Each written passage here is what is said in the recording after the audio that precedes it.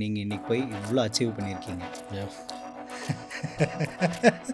Jensen Divakara actor ஆகலை என்னவா ஆயிருப்பாரு? நாசமாக போயிடும். இப்போ நான் என்ன பிலீவ் பண்ணேன்னா, ஷார்ட் ஃபிலிம் எடுத்தால் நம்ம இயக்குனர் ஆயிடலாம். சீல ஒரு ட்விஸ்ட்டை வைக்கிறோம், ஒரு படத்தை எடுக்கிறோம், இப்படி தான் யோசிச்சுக்கிட்டு இருந்தோம். சூப்பரான பைத்தியாரனா இருக்கிறான் அப்படின்னு. நீங்கள் ஃபஸ்ட்டு இந்த நக்லைட்ஸ் போய் ஜாயின் பண்ணுற டைமில் கிராஃப்ட் என்னன்னே தெரியாமல் தான் நீங்கள் போய் ஜாயின் பண்ணியிருக்கீங்க. நிறைய பேர் அந்த இன்ட்ரெஸ்ட்டை வந்து டெவலப் பண்ணலைன்னா மாட்டிப்பாங்க. இவ்வளோலாம் யோசிக்கவே இல்லைன்னு இப்போ தான் தெரியுது. நான் எதுவுமே யோசிக்காம தான் இருந்திருக்கேன். நக்லைட்ஸில் every one was so talent. எனக்கும் அப்போ தான் தெரியுது, அட நடிப்பு வருதா அப்படிங்கிற மாதிரி. தென் அங்கேருந்து மஞ்சள் நோட்டீஸ்னு ஒன்று தனியாக ஆரம்பிச்சு அந்த டெசிஷன் எப்படி எடுத்தீங்க, எப்போ எடுத்தீங்க? மஞ்சள் நோட்டீஸ் எடுத்தோன்னு ஆரம்பிக்கல, எனக்கு மல்டிபிளாக ஸ்ட்ரகிள் இருந்தது. ஐ ஹேட் நோ க்ளூ. ஃபேஸ்புக்கில் ஒரு போஸ்ட் ஒன்று படிக்கிறேன், சமூகம் அப்படின்னு ஒருத்தனை பற்றின கதை, ராசுன்னு ஒருத்தர் எழுதுறாரு. படிச்சுட்டு ஐயோ சூப்பராக இருக்கே அப்படின்ட்டு நான் ராசுவை தொடர்பு கொள்ள ட்ரை பண்ணுறேன். அது சொல்லுங்கதல அப்படின்னாரு.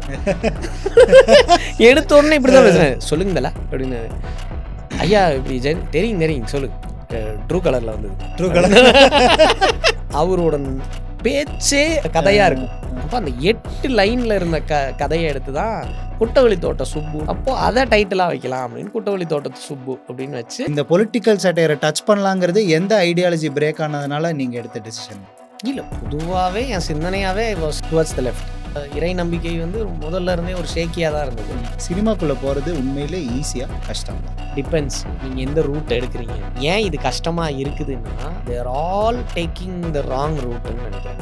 ஒரு பாட்காஸ்ட் பண்ணுறதுக்கு நீங்கள் எவ்வளோ பிரயத்தனம் பண்ணுறீங்க. ஒரு 15 நிமிஷம் முன்னாடி வாங்க, இதை பண்ணுங்க, இவ்வளோ இருக்குல்ல. இந்த பிரயத்தனம் நிறைய பேர்த்துக்கிட்ட இல்லைங்கிறேன். ஒரு குழந்தைங்க பார்க்குற ஒரு விஷயத்தில் இப்படி ஒரு சோஷியல் இன்ஜினியரிங் பண்ணி இப்படி ஒரு கான்செப்டாக வெளியில் தள்ளுறாங்க அப்படின்னு அது தெரிஞ்சு நடந்திருக்குமா இல்லை தெரியாமல்? Everything around you is politicised, everything around you is politics. இது நீங்கள் அண்டர்ஸ்டாண்ட் பண்ணுறது யூல் பி ஏ கன்சியூமர். அவன் கன்சியூம் பண்ண வைப்பான், நீங்கள் கன்சியூம் பண்ணுவீங்க. இப்போ நீங்கள் எடுத்திருக்கிற காமிக்கல் சட்டைங்கிறது காமெடினாலும் அது உங்களுக்கு அது காமெடி கிடையாது. அட்லீஸ்ட் இப்போ வந்து ஐடியாலஜியை வெளியே சொல்ல ஆரம்பிச்சிட்டாங்க, விச் இஸ் ஸோ ஹெல்த்தின்னு. முதல்ல இருந்தே லெஃப்ட் தான் ஓப்பனாக இருந்திருக்குது, ரைட்டு ஒளிஞ்சு மறைஞ்சு நான் இல்லை அப்படின்ட்டே இருந்திருக்குது. நீ அதிகாரத்தின் பால் நிற்கிறது தான் சரின்னு நீ நினைக்கிறேன்னா நான் உனக்கு தப்பானது தான், அந்த தப்பு தான் பண்ணுறேன்னு வச்சுக்கோ, அவ்வளோதான்.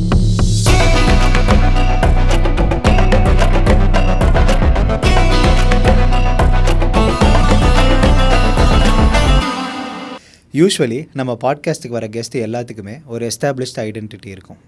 அந்த ஐடென்டிட்டியோட அன்ஸ்போக்கன் டெசிஷன்ஸை தான் நம்ம எப்போவுமே எக்ஸ்ப்ளோர் பண்ணுவோம்.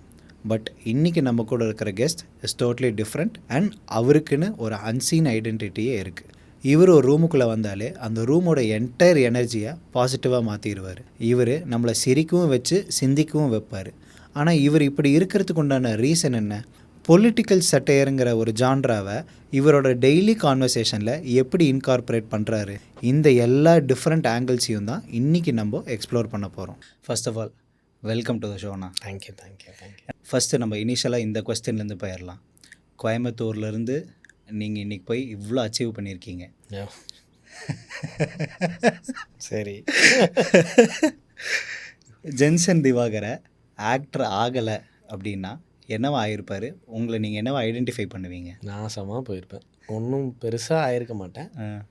மேபி டிரெக்ஷனுக்கு தேடிட்டு இருந்திருப்பேன், டிரெக்ஷன் நோக்கி வேலை செஞ்சுட்டு இருந்திருக்கலாம், ஏடியாக இருந்திருப்பேன், அவ்வளோதான்.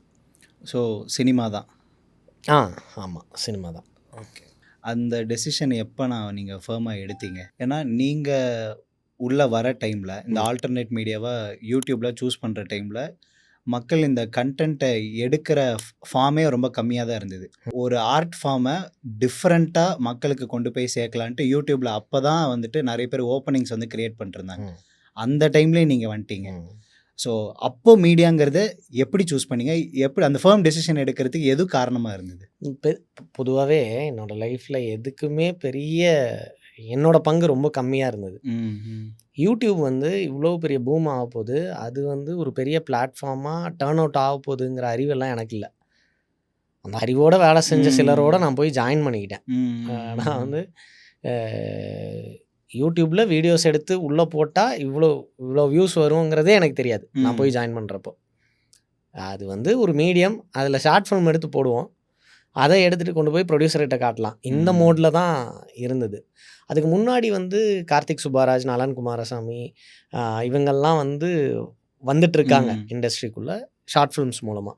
இப்போ அந்த நாளைய இயக்குனரோட அந்த ஃபேம் இருக்குல்ல, அது யூடியூப்பில் வரும்.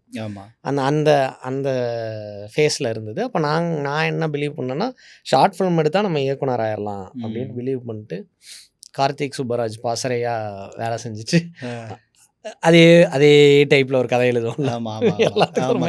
எடுத்தோடனே அதுதான் கடைசியில் ஒரு ட்விஸ்ட்டை வைக்கிறோம், ஒரு படத்தை எடுக்கிறோம், இப்படி தான் யோசிச்சுக்கிட்டு இருந்தோம். அப்போது கரெக்டாக வந்து என்னோட அருண் இருக்கார்ல, நக்லைட்ஸ் அருண், அவர் என்னோட cousin. So we both share the same passion. So நானும் ஒன்றும் டைரக்டர் ஆகணும் அப்படின்னு யோசிச்சுட்டு இருந்த டைமில் அவன் வந்து நக்லைட்ஸ்னு ஃபார்ம் ஆகிறதுக்கு முன்னாடி சும்மா நாச்சிக்கின்னு ஒரு ஃபார்மாக இருந்தது அது. அப்போ வந்து அங்கே ஜாயின் பண்ணுறான். நான் வீடியோஸ் எல்லாம் ஷேர் பண்ணுறேன். அப்போ தான் பொலிட்டிக்கலாக அவேர் ஆக ஆரம்பிக்கிறேன். ஓகே, பாலிட்டிக்ஸ் வந்து ரொம்ப முக்கியம் அப்படிங்கிறத அவேர் ஆகிறேன். அப்போது ஒரு தடவை பிரசன்னாவை மீட் பண்ணணும்னு நான் நிறைய தடவை கேட்டிருக்கேன் அவங்ககிட்ட. அவரோட ரைட்டிங்ஸ் மேலே எனக்கு ஒரு பயங்கர கிரேஸ் இருந்தது. ஏன்னா ரைட்டிங்கோட ஃபார்மையே வேறையாக டிஃபைன் பண்ணார் பிரசன்னா. ஸோ அவர்கிட்ட போய் பேசணும், தெரிஞ்சுக்கணும் அப்படின்னு நான் நினச்சேன். இப்போ அந்த மீட்டிங்க்கு முன்னாடியே அவங்க வந்து ஒரு படம் பண்ணுறதா இருந்தது, குடும்பஸ்தனின் சாகசங்கள்னு ஒரு படம். இப்போ குடும்பஸ்தனாக இருக்கிறது அன்றைக்கி ஒரு சின்ன லெவலில் வேறு. இந்த ஐடியாவை டிரைவ் பண்ணது எப்போனா 2016 டைமில் 16-17 இருக்கும். அப்போது போய் நான் அந்த படத்துக்கு ஏடியாக நான் ஜாயின் பண்ணுறதுக்கு போகிறேன் ராஜேஷ் கிட்ட. பிரசன்னா இருக்காங்க, நான் பேசுகிறேன். எப்படி வருவீங்க, என்ன பண்ணுறீங்கன்னு. அப்போ நான் மெடிக்கல் ரெப்பில் ஒரு மெடிக்கல் ரெப்ரசன்டேட்டிவாக ஒரு டெரிட்டரி மேனேஜராக இருந்தேன் ஒரு கம்பெனியில், ஃபார்மா கம்பெனியில். அப்போ அந்த வேலையை விட்டுட்டு வரேன் அப்படின்னு அப்படியே பார்த்தாரு பிரசன்னா. சரி, சூப்பரான பைத்தியாரனா இருக்கிறான் அப்படின்னு. சரி, ஓகே வாங்க அப்படின்னாரு. அந்த படம் நடக்கிறதுக்கு தள்ளி போயிட்டே இருந்து, நான் இல்லை இப்படி ஒன்று பண்ண போகிறோம், நக்கலைட்ஸ்னு ஒன்று பண்ண போகிறோம், நீங்கள் நான் வந்து ஜாயின் பண்ணுங்க அப்படிங்கிறாங்க. அப்போவே வந்து ஃபஸ்ட்டு வீடியோ எடுத்துட்டாங்க, மாட்டு வெளியிடைன்னு ஒரு வீடியோ எடுத்துட்டாங்க. அந்த வீடியோ போஸ்ட்டில் இருக்குது. அப்போ நான் போய் ஜாயின் பண்ணுறேன் 2வது வீடியோவில் இருந்து.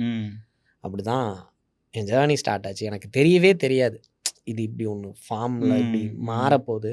நான் ஆக்சுவலாக சும்மா சரி கொஞ்ச நாள் வேலை செய்வோம். ஷார்ட் ஃபிலிம்ஸை இவங்க வேறு மாதிரி கன்சீவ் பண்ணுறாங்க, சினிமாவாகவே ஷார்ட் ஃபிலிம் ஹேண்டில் பண்ணாங்க.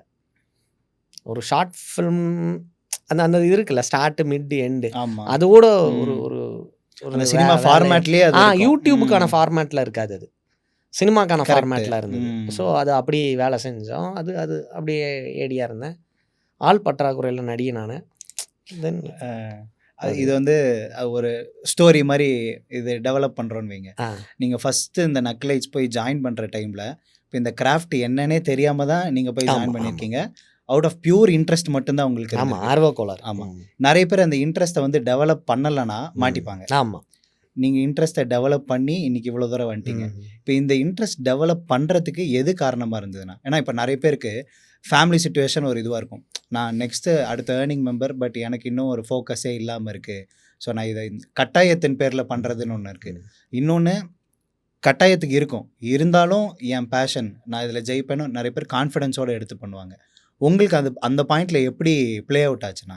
இப்படி கேட்கும்போது எனக்கு இவ்வளோலாம் யோசிக்கவே இல்லைன்னு இப்போ தான் தெரியுது. நான் எதுவுமே யோசிக்காமல் தான் இருந்திருக்கேன். பெருசாக இப்படி ஒரு தியரி இது இப்படி இது இந்த காரணத்தால் அப்படி இல்லை, எதுவுமே இல்லை. I was so lethargic and ரொம்ப அப்படியே இருந்திருக்கேன், ஃப்ரீக்காக இருந்திருக்கேன், ஜாலியாக. இப்போ யோசிச்சா பயமாக இருக்குது. எனக்கு எதுவுமே காரணமே இல்லையா. அது ஒரு வேளை எனக்கு அது ரொம்ப பிடிச்சிருந்துருக்குன்னு நினைக்கிறேன். அந்த சூழலும் நக்லைட்ஸில் every one was so talented. Maybe எனக்குள்ளே இப்படி ஒரு டேலண்ட் இருக்குங்கிறத ஐடென்டிஃபை பண்ணது இன்னொருத்தர் அப்படிங்கிறதுனால எனக்கு அது இப்போ தான் யோசிக்கிறேன். நீங்கள் சொல்ல தான் யோசிக்கிறேன். அது வந்து என்னை ரொம்ப அது ஒரு ஹேப்பனிங் மூமெண்ட்டாக இருந்திருக்குன்னு நினைக்கிறேன். எனக்கும் அப்போ தான் தெரியுது, அட நடிப்பு வருதா அப்படிங்கிற மாதிரி இப்போ தான் தெரியுது. இப்போ ஒவ்வொரு கேரக்டருமே நல்லா பண்ணுறேன் அப்படின்னு வர்றப்போ I got serious somewhere in this ப்ராசஸ்ன்னு நினைக்கிறேன். நடுவில் எங்கேயோ ஒரு சீரியஸ்னஸ் வந்திருக்கு மேபி. ஆமாம், அப்படி தான் நான் என் ஆக்டிங்கை டிஃபைன் பண்ணியிருக்கேன்னு நினைக்கிறேன். அப்புறம் there are very good critics உள்ளுக்குள்ளேயே. டீமாவே அவங்க பயங்கரமா கட் த்ரோட்டா ரூத்லெஸ்ஸாக கிரிட்டிக் பண்ணுவாங்க. அது என்னைய பயங்கரமாக டிஃபைன் பண்ணியிருக்கு. ஒரு ஒரு குறிப்பிட்ட தலைவரை நான் மிமிக் பண்ணி பண்ணும்போது கமெண்ட்டை பார்த்துட்டு நம்ம ஒன்று ரியாக்ட் ஆகும்ல, நம்ம பயங்கரமாக இங்கே அடுத்தது இன்னும் நல்லா நடிக்கணுங்கிற ஓவர் ஆக்டிங்க்கு போவோம். கரெக்ட். அவன் வீடியோவை பார்த்துட்டு மணின்னு சினிமாட்டோகிராஃபர், அவன் அசிஸ்டன்ட் சினிமாட்டோகிராஃபராக இருந்தான் அந்த டைமில். அவன் வந்து என்கிட்ட நேரடியாக விமர்சனம் பண்ணான், நான் ஓவர் ஆக்டிங்காக இருக்குண்ணா, நீ நல்லா பண்ணுறேன்னு நினச்சிட்டு ரொம்ப நல்லா பண்ணுற அப்படின்னா. இந்த மாதிரி யார் விமர்சனம் பண்ணுறாங்கன்னு அந்த அந்த கேடரை வச்செல்லாம் யோசிக்காமல் அங்கே எல்லாருமே அப்படி தான் இருந்தோம். எவ்ரி ஒன் வேர். அது அது ஒன்று இருந்தது. அப்போது அது ரொம்ப ஹெல்ப் பண்ணுச்சு. அப்படி தான் மேபி அப்படி தான். ஏன்னா காமனாக உங்கள் ஃபேஸை வந்துட்டு ஃபஸ்ட்டு எல்லாருமே பார்த்தது ரெக்கக்னேஷன் கூட கிடையாது, பார்த்தது வந்து நக்கலைட்ஸில். ஆமாம் ஆமாம். தென் அங்கேருந்து ஒரு ஸ்பேனில் வந்துட்டு நீங்கள் மஞ்சள் நோட்டீஸ்னு ஒன்று தனியாக ஆரம்பிச்சிங்க. அது ஃபுல் அண்ட் ஃபுல் உங்களோட சேனலாகவே இருந்தது. இப்போ நக்கலைட்ஸில் ஒருத்தங்க டைரக்ட் பண்ணுவாங்க, இன்னொருத்தங்க வந்து ஸ்கிரிப்ட் எழுதுவாங்க, நம்மளது ஒரு பார்ட்டாக இருக்கும். அது இல்லாமல் அந்த ஜேர்னியவே நீங்கள் திருப்பி தனியாக பிரித்து நான் இது ஒரு ஜேர்னியாகவே பண்ண போகிறேன்னு வந்து அந்த டெசிஷன் எப்படி எடுத்தீங்க, எப்போ எடுத்தீங்கண்ணா? அது பெருசாக நான் வெளியே எதுவும் சொன்னதில்லை, சொல்கிறேன். என்னென்னா நக்கலைட்ஸில் வந்து ஒரு ஒரு சிச்சுவேஷன் அரைஸ் ஆகுது. பெரிய குரூப் ஆகிறோம், ஒரு 70 பேரெல்லாம் ஆயிட்டாங்க. திடீர்னு ஒரு 60-64 பேர். ஒரு 10-11வது ஆளாக நான் சேர்னேன். சும்மானாச்சிக்கில் இருந்த அப்படியே அப்ஷிஃப்ட் ஆச்சு. அதுலேருந்து புதுசாக போகிறதுல நானும் ஒரு 2-3 பேரில் நானும் ஒருத்தன்னு நினைக்கிறேன். அப்போ அவ்வளோ ஏர்லி ஸ்டேஜில் இருந்து ஆக்டிவ் பார்ட்டிசிபேஷனில் இருந்துட்டு இந்த ஒரு 60-70 பேர் வந்ததுக்கப்புறம் அது ஒரு டீமுங்கிற அண்டர்ஸ்டாண்டிங்கே இல்லாமல் இருந்திருக்கேன் நான். ஸோ ஐ வாஸ் லைக் அதே 11 பேர்கிட்ட என்னவா பழகிட்டு இருந்தனோ அதே மனநிலையில் பழகி அங்கே நடக்கிற அந்த I don't want to term the name as politics. ஆனால் எப்பவும் ஒரு குரூப்பில் ஒரு பாலிடிக்ஸ் இருக்கும்ல, அதை நம்ம அண்டர்ஸ்டாண்ட் பண்ணணும். வீட்டுக்குள்ளேயே ஒரு பாலிடிக்ஸ் இருக்குது, அதை நீங்கள் அண்டர்ஸ்டாண்ட் பண்ணலாம். புதுசாக ஒரு கேரக்டர் இருந்தாங்கன்னா அந்த இடத்துல மல்டிபிள் மைண்ட்ஸ் அங்கே வேலை செய்யும் போது you have to be professional at certain stage. இல்லை அது எனக்கு கிடைக்கல, அந்த ஐடியா எனக்கு கிடைக்கல. அதால் வந்து அங்கே பயங்கர I lost myself somewhere the. அப்போ நான் வெளியேற வேண்டிய கட்டாயம் வந்துருச்சு. வெளியேறிட்டு நான் வெளியே வந்து மஞ்சள் நோட்டீஸ் எடுத்தோன்னே ஆரம்பிக்கல. எனக்கு மல்டிப்புளாக ஸ்ட்ரகிள் இருந்தது. ஐ ஹேட் நோ க்ளூ நான் என்ன பண்ண போகிறேன்னே எனக்கு தெரில. வெளியே வந்துட்டோம், பயங்கரமாக நிறைய டைமை இதில் விதைச்சிட்டோம். வெளியே வந்ததுக்கப்புறம் தான் தெரியுது ஐ நோ நத்திங். என்ன ஒருத்தர் டைரக்ட் பண்ணால் தான் எனக்கு நடிக்கவே வருங்கிறதே எனக்கு அப்போ தான் தெரியுது. ஸ்கிரிப்ட் சென்ஸ் வந்து சென்ஸ் இருக்குது, நாலேஜ் இல்லை. அப்போது இது பயங்கரமான ஒரு பயங்கர ப்ராப்ளமேட்டிக் சிச்சுவேஷன் ஆச்சு. இப்போ நான் ஏதாவது ஒரு யூடியூப் சேனலில் ஜாயின் தான் பண்ணணும்னு நான் முடிவு எடுத்தேன். அண்ட் பொலிட்டிக்கலாக கரெக்டான சேனலாக இருக்கணும்னு தோணுச்சு. அப்போ நான் சென்னை தான் போகணும். எனக்கு இதை விட்டால் எனக்கு டெம்பிள் மங்கீஸ், ஓரளவுக்கு அவேராக இருக்கிறது பிளாக் ஷீப், அவ்வளோதான் நினைக்கிறேன். பேராஸ்டமால் பணியாரமெல்லாம் போயிட்டாங்க அந்த டைமில். ஆனால் நக்லைட்ஸ் had a total different breed. இல்லை இப்போ இந்த மாதிரி ஒரு சேனல் வேறு என்ன இருக்குது அப்படின்னு யோசிச்சா நோ நத்திங். எனக்கு இந்த மாதிரி தான் வீடியோஸும் பண்ண தெரியும், நடிக்கவும் எனக்கு இப்படி தான் தெரியும். அப்போது எனக்கு சினிமாவில் போய் வாய்ப்பு தேடுறதுல எனக்கு உடன்பாடு இல்லை. அது வந்து that's not what I was thought for. So அது வேணாம். அப்போ என்ன பண்ண போகிறோம்? யூடியூப் சேனல் தேடினேன். ஒரு இடத்துல போய் ஒரு ஒரு சேனல் பேப்பர் போட்டுன்னு ஒரு சேனல், அவங்க வந்து அப்போ தான் ஸ்டார்ட் பண்ணுறாங்க. அப்போது ஒரு பேச்சுவார்த்தை நடத்தி நான் வந்து ஸ்கிரிப்ட் வந்து நான் உட்காந்து பேசுவேன். இதிலெல்லாம் எனக்கு என்னோடய வீடியோஸ் மட்டும் கொஞ்சம் பொலிட்டிக்கலி கரெக்டாக இருக்கணும் அப்படின்லாம் சொல்லி ஓகேன்ட்டாங்க. And we did a video. அது பண்ணி அது ஒரு பயங்கர பொலிட்டிக்கல் வீடியோ. டிமானிட்டைசேஷனை பற்றி கிரிட்டிசைஸ் பண்ணி ஒரு வீடியோ எடுக்கலாம். இன்னும் காமிக்கல் செட்டையர் தான், செட்டைரிக்கல் வீடியோ தான். வீடியோ பண்ணிகிட்ருக்குறோம். அப்போ அந்த குறிப்பிட்ட பார்ட்டியிலேருந்து ஒரு 2-3 பேர் வந்து பார்த்துட்டு நான் ஷூட் பண்ணிகிட்டு இருக்கிறத பார்த்துட்டு போலீஸ் ஸ்டேஷனில் கம்ப்ளைண்ட் பண்ணி என்னை தூக்கிட்டு போயிட்டாங்க. நான் இது பண்ணிகிட்ருக்க அப்புறம் அங்கே போய் அது உள்ள ஒரு சின்ன பிரச்சனையெல்லாம் ஆச்சு. அது இதுன்னெலாம் பேசினாங்க.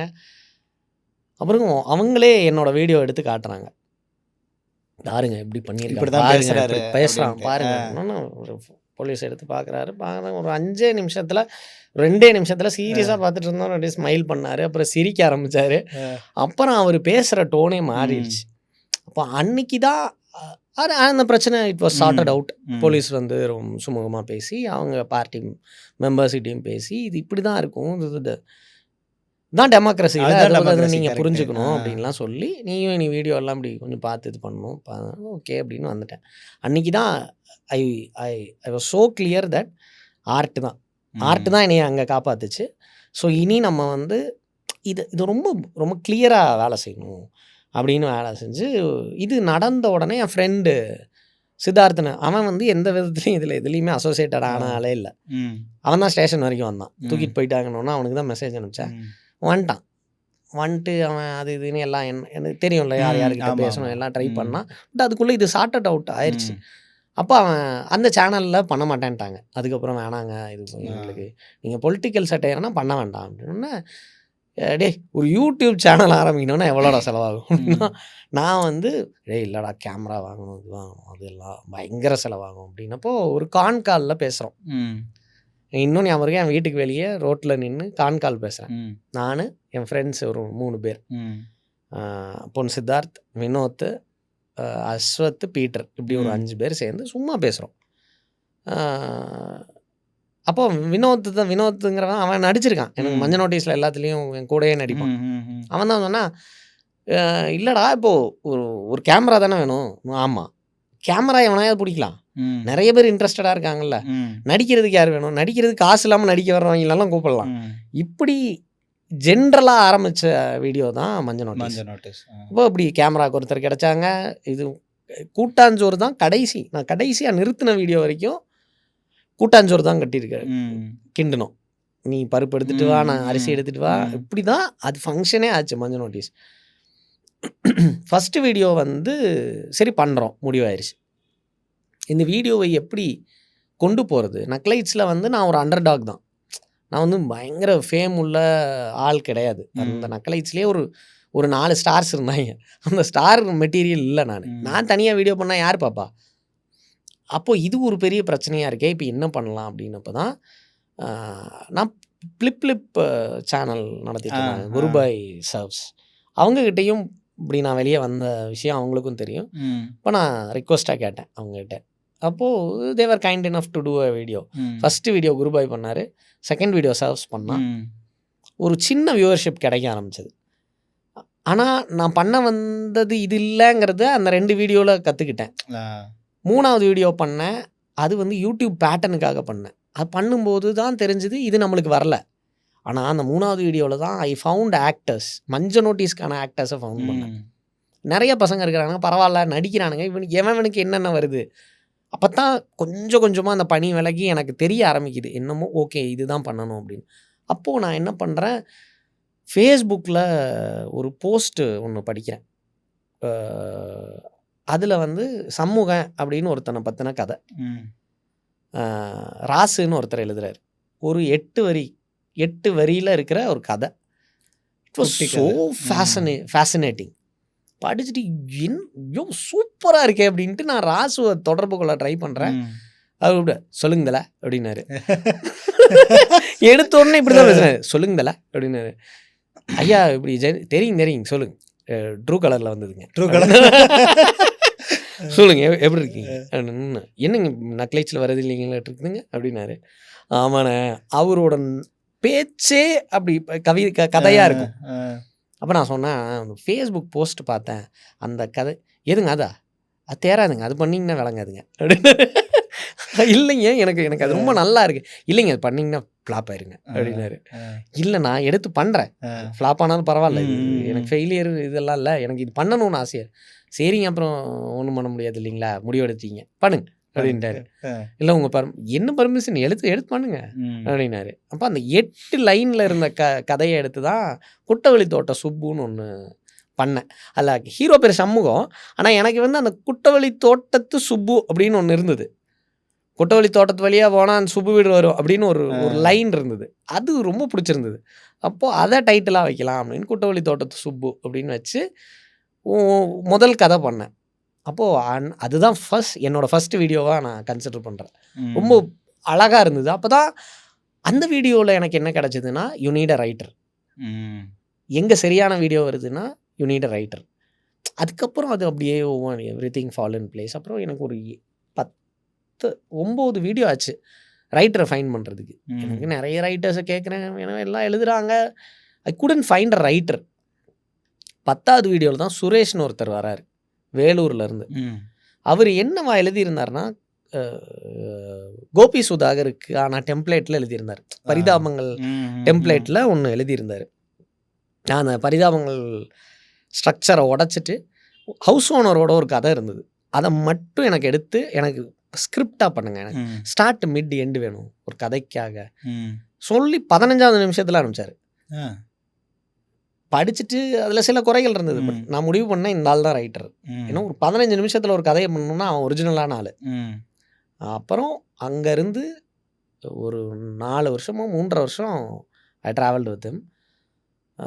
இப்போ வேறு காரணங்களால் அவர் வெளியே இருக்கார். But I work with him. அந்த மாதிரியான ஒரு அதுதான் ஃபார்ம். 10வது வீடியோவில் தான் நான் ஃபார்ம் ஆனேன். அப்போ எனக்கு பெரிய பிளான் எல்லாம் இருந்து வெளியே வந்து இம்மீடியட்டாக மஞ்சள் நோட்டீஸ் ஆரம்பிக்கல. ஐ ஹேட் லாட் ஆஃப் ஸ்ட்ரகிள்ஸ். அது டிஸ்கஷன்ஸு, நிறைய ஒர்க்கிங்ஸ் எல்லாமே. அப்போ ஒரு அப்படி தான் நடந்தது. இப்படி ஒரு ஃப்ரெண்ட்ஸ் சேர்ந்து தான் பண்ணது தான். ஏன்னா இந்த ஆர்ட் வந்து ரொம்ப பவர்ஃபுல்லான மீடியம். நம்ம ஆஃப் கேமராவில் பேசும்போது பேசணும். அந்த இன்சிடென்ட் நடந்ததுக்கப்புறம் தான் ஒரு ஆர்ட் வந்து ஒரு நான் பிலீவரை கூட ஒரு பிலீவராக மாற்றியோ இல்லை அந்த ஐடியாலஜியை வந்து உள்ளே எடுத்துக்கிட்டா ரசிக்கும்படி கொடுத்துட்டா அதில் எந்த ப்ராப்ளமே கிடையாது.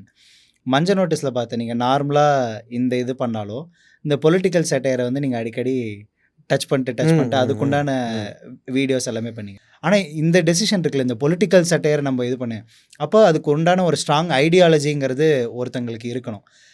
இந்த பொலிட்டிக்கல் சட்டையரை டச் பண்ணலாங்கிறது எந்த ஐடியாலஜி பிரேக் ஆனதுனால நீங்கள் எடுத்த டெசிஷனுங்க? இல்லை, பொதுவாகவே என் சிந்தனையாகவே வாஸ் டுவர்ட்ஸ் த லெஃப்ட். நான் எப்போவுமே அப்படி தான் இருந்திருக்கேன். எனக்கு வந்து கடவுள் மேலே இறை நம்பிக்கை வந்து முதல்ல இருந்தே ஒரு ஷேக்கியாக தான் இருந்தது. ஸோ எனக்கு ideologically I was towards the left. அப்புறம் இப்படி கரெக்டாக ஆர்ட் தான் எனக்கு ரொம்ப எனக்கு ஆர்ட் தான் என்னை கனெக்ட் பண்ணுச்சுன்னு நினைக்கிறேன். அப்போ என்ன ரொம்ப ஃபேசினேட் பண்ண ஒர்க் வந்து ஆரம்பம் வந்து டெம்பிள் மங்கீஸ். பட் எனக்கு இந்த கெட்ட வார்த்தை பேசுகிறது இருக்குல்ல, அது வந்து எப்படி அப்படிங்கிறது எனக்கு அந்த தைரியம் இல்லாமல் இருந்தது. எனக்கு அந்த ஃபார்ம் ரொம்ப பிடிச்சிருந்தது. ஓப்பனாக அடிக்கிறது, ஓப்பனாக கலாய்க்கிறது இல்லை, அது கெட்ட வார்த்தை வந்து அது அது அது உண்மையிலேயே அது கவிதை மாதிரி. அதை யார் கையாளுறாங்கிறதுல தான் இருக்குது. எதுக்கு கையாளுறான்னு ஒன்று இருக்குது. கரெக்டு. இப்போ சர்ஸை சொல்லுவாங்க, இது சொல்லுவாங்க. They both were clear. எதுக்கு அதை ஹேண்டில் பண்ணுறாங்கங்கிறதுல அவங்க 2 பேர்த்துக்கிட்டையுமே ஒரு தெளிவை நான் பார்த்தேன். பயங்கரமான ஃபேன் 2 பேர்த்துக்குமே. அதுக்கப்புறம் நான் நக்கலைட்ஸை பார்த்தப்போ தான் நாம் போகணுன்னு நினைக்கிற ஏரியா இதுதானே. சும்மானாச்சிக்கு நக்கலைட்ஸில் ஜாயின் பண்ணிட்டேன். பட் சும்மானாச்சிக்காக இருந்தப்போ ஆடாடா இதுதானே அப்படிங்கிற மாதிரி இருந்தது. ஓ, ஒரு பயங்கர சீரியஸான விஷயத்த இப்படி சொல்ல முடியுமா அப்படின்னு. ஏடிஎம்ல கியூவில் நின்று சோத்துக்கு வழி இல்லாமல் நின்றுக்கிட்டு இருந்த மக்களோட வழியை இப்படி சொல்ல முடியுமா அப்படின்னு ஒன்று இருக்குல்ல. அது வந்து என்னை பயங்கரமாக ஃபேசினேட் பண்ணுச்சு. என்ன விதமான சிந்தனை அது அப்படின்னு. அதுதான் என்னை வந்து எனக்கு அவர் கூடயே இருக்கிறதுக்கு ரொம்ப. அதுக்கப்புறம் வந்த பசங்களுக்கெல்லாம் அது கிடைக்கல. எங்களை மாதிரி அந்த முதல் பேட்ச் இருந்தோம்ல, ஃபேவரட் எங்களுக்கு வந்து எங்களுக்கு வந்து பிரசன்னாவோட ரெகுலராக பேசக்கூடிய கூட இருக்க, எப்பவுமே கிட்ட இருக்கிறப்ப அதோட வேல்யூ தெரியாதுல்ல, அப்படி இருந்தவன் தான் நான். அது வந்து அது என்ன எனக்குள்ள முதலே ஏறிடுச்சு. அப்புறம் நக்லைட்ஸ் வாஸ் நாட் லைக் சும்மா ஒரு யூடியூப் சேனல் கிடையாது. அது ஒரு மூமெண்ட் தான். அவர் வந்து சிந்தனை விழான்னு ஒன்று வைப்பார். இது வந்து ஒரு யூடியூப் சேனல் பண்ணிக்கிட்டு இருந்தது, டு ரிஃபார்ம் யூ. இப்போ அதுதான் எனக்கு மஞ்சள் நோட்டீஸ்க்கு வந்ததுக்கப்புறம் பேக் ஆஃப் த மைண்டில் இருந்த அத்தனையுமே வேலை செஞ்சது. எல்லா சிந்தனை விழாவும் நான் அட்டன் பண்ணியிருக்கேன். எனக்கு தெரிஞ்சோ தெரியாமலோ ஐ வாஸ் ஸோ சின்சியர். அப்புறம் எல்லா ஸ்க்ரீனிங்ஸும் அட்டன் பண்ணியிருக்கேன். ஸ்க்ரீனிங்ஸ் போடுவாங்க. ரொம்ப முக்கியமான அகிரா குரோசாவாவோட சினிமாக்கள். அதில் இருக்கிற பாலிடிக்ஸ் பேசுவாங்க. அதை பற்றி அந்த படத்தை பார்க்குறாங்க, பார்த்துட்டு பார்க்க வைக்கிறாங்க. பார்த்துட்டு எப்படி இருக்குது அப்படின்னாங்க. சூப்பராக இருக்குண்ணா. என்ன இதில் இருக்கிற பாலிடிக்ஸ் என்ன? நல்ல காமெடியான படம். இதில் என்ன பாலிடிக்ஸ் அப்படின்னா, அமெரிக்காவில் வெட்டிங்கை கிராண்டாக செலிப்ரேட் பண்ணுறத க்ளோரிஃபை பண்ண படம் அது. Wedding should not be simple அப்படிங்கிறத க்ளோரிஃபை பண்ணுறதுக்காக ஒரு படம் எடுத்திருக்கானுங்க. அதை அவ்வளோ அழகாக செல் பண்ணுறான். ஒரு சேவிங்ஸை ரொம்ப மையப்படுத்தி தான் வீட்டுக்கும் தான் ஃப்யூச்சருக்கும் சேர்த்து வைக்கிற ஒரு அப்பாவை கோமாளியாக்கி எடுக்கிற படம்.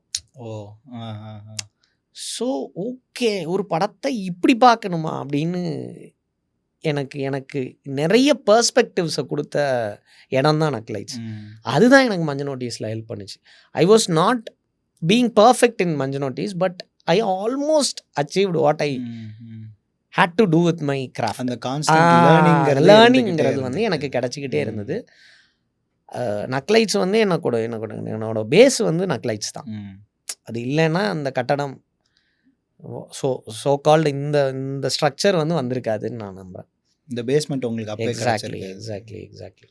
ஏன்னா இன்றைக்கி இந்த ஆல்டர்னேட் மீடியா ஆர் இந்த ஓப்பன் பிளாட்ஃபார்ம் மீடியாலேருந்து இந்த மெயின் ஸ்ட்ரீம் மீடியாக்குள்ளே இன்றைக்கி நீங்கள் ரீச் ஆகிட்டீங்க. அயலியில் உங்களுக்கு அந்த ஃபஸ்ட்டு பிரேக் கிடச்சிது.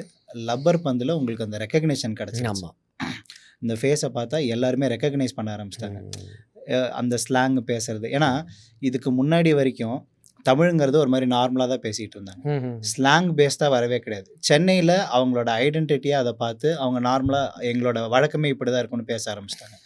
பட் இந்த கொங்கு தமிழ் இது வந்து ரொம்ப அழகானதுன்ட்டு முன்னாடி நிறைய பேர் பேசியிருந்தாலும் நீங்கள் பேசினதுக்கப்புறம் ஒரு சின்ன ஒரு டிஃப்ரென்ஸ், அந்த ஸ்லாங் டிஃப்ரென்ஸே இருக்குது. அந்த ஸ்லாங்கை நிறைய யூஸ் பண்ண ஆரம்பிச்சிருக்காங்க. இப்போ இது வந்துட்டு ஒரு தாட் பிரேக்கிங் ப்ராசஸ்னு சொல்லலாம். நான் இங்கேருந்து வந்திருக்கேன், I am proud of the roots. நான் இதை அங்கே ஜென்ரலாக பேசுகிறேன். ஏன்னா நம்மளது ஒரு மாதிரி குசும்பு பிடிச்ச மாதிரி பேசுகிற மாதிரிலாம் பேசுவோம்.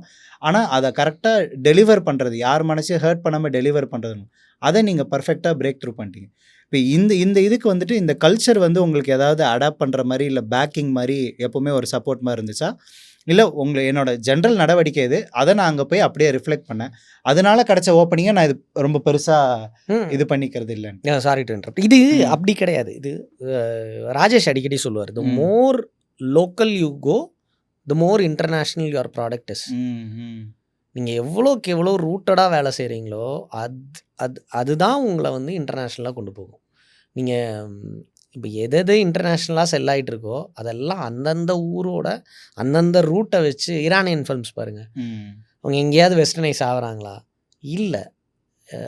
அந்த ஊர் எப்படி இருக்குங்கிறத பிரதிபலிக்கிற சினிமாக்கள் தான் வேறு இடத்துக்கு போகும். That also depicts your accent ஒரு இந்த இது டயலெக்ட்ஸ், அது ரொம்ப முக்கியம் அப்படின்னு நான் பிலீவ் பண்ணுறேன்.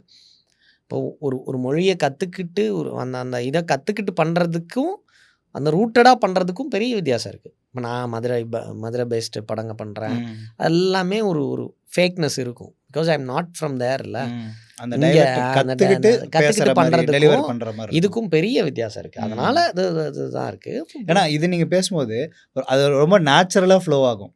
அது திணிக்கப்பட்ட மாதிரியே வந்து தெரியவே தெரியாது. ஏன்னா நம்ம இங்கே வாழ்ந்துருக்கோம், இங்கேயே இருந்திருக்கோம்ல. எல்லா மனிதர்கள், நம்ம பார்க்குற மனிதர்கள், சின்னதுலேருந்து நம்ம பார்த்த மனிதர்கள் எல்லாரும் அதே சொல்நடை அதை பேசுகிறப்போ அதுதான் ரொம்ப நம்ம வாழ்ந்த நம்ம இருக்கிற மண்ணை பற்றியான கதைகளை நம்ம எவ்வளோக்கு எவ்வளோ எடுக்கிறோமோ அவ்வளோக்கு அவ்வளோ இன்னும் ரெக்கக்னிஷனும் ரீச்சும் வந்து ஜாஸ்தியாக இருக்கும். ஆமாம், நான் ஜாகிரபிக்கலி இப்போ நாளைக்கு நான் ஒரு ஸ்டேஜில் அடுத்த கட்டத்துக்கு நான் நகரும்போது நான் ஜாகிரபிக்கலி ஸ்ட்ராங்கான ரூட்டடான கதைகளை பண்ணுறவங்களோட தான் வேலை செய்யணும்னு நான் நினைக்கிறேன். இப்போ நான் பண்ணிகிட்டு இருக்கிறது வந்து சப் கேரக்டர்ஸ் இல்லையா, அதுலேருந்து அடுத்த கட்டத்துக்கு நான் நகர்ந்து கதை ப்ராப்பராக இப்போவும் கதை கேட்டு தான் பண்ணுறேன். ஸ்டில் இஃப் ஐ எம் இந்த டிசைடிங் ஃபேக்டர், நான் ஜாகிரபிக்கலி ஸ்ட்ராங்கான ஆட்களோட வேறு எந்த மண்ணாக இருந்தாலும். இப்போ சமீபமாக ஒரு கதை கேட்டேன். ஒரு தஞ்சாவூர் பையன் ஒருத்தர் சொல்கிறாரு, அவர் இப்போ எனக்கு நல்ல நண்பர் ஆகிட்டார். பட் அவர்கிட்ட அவ்வளவு ரூட்டடான கதைகள் இருக்குது. தஞ்சாவூரோட டெப்த்தை மன்னார்குடியில் இருக்கிற ஒரு ஆழமான ஒரு கலாச்சார வாசனை இருக்குது. கலாச்சாரம்னால இப்போ பிரச்சனை ஆயிடுச்சு.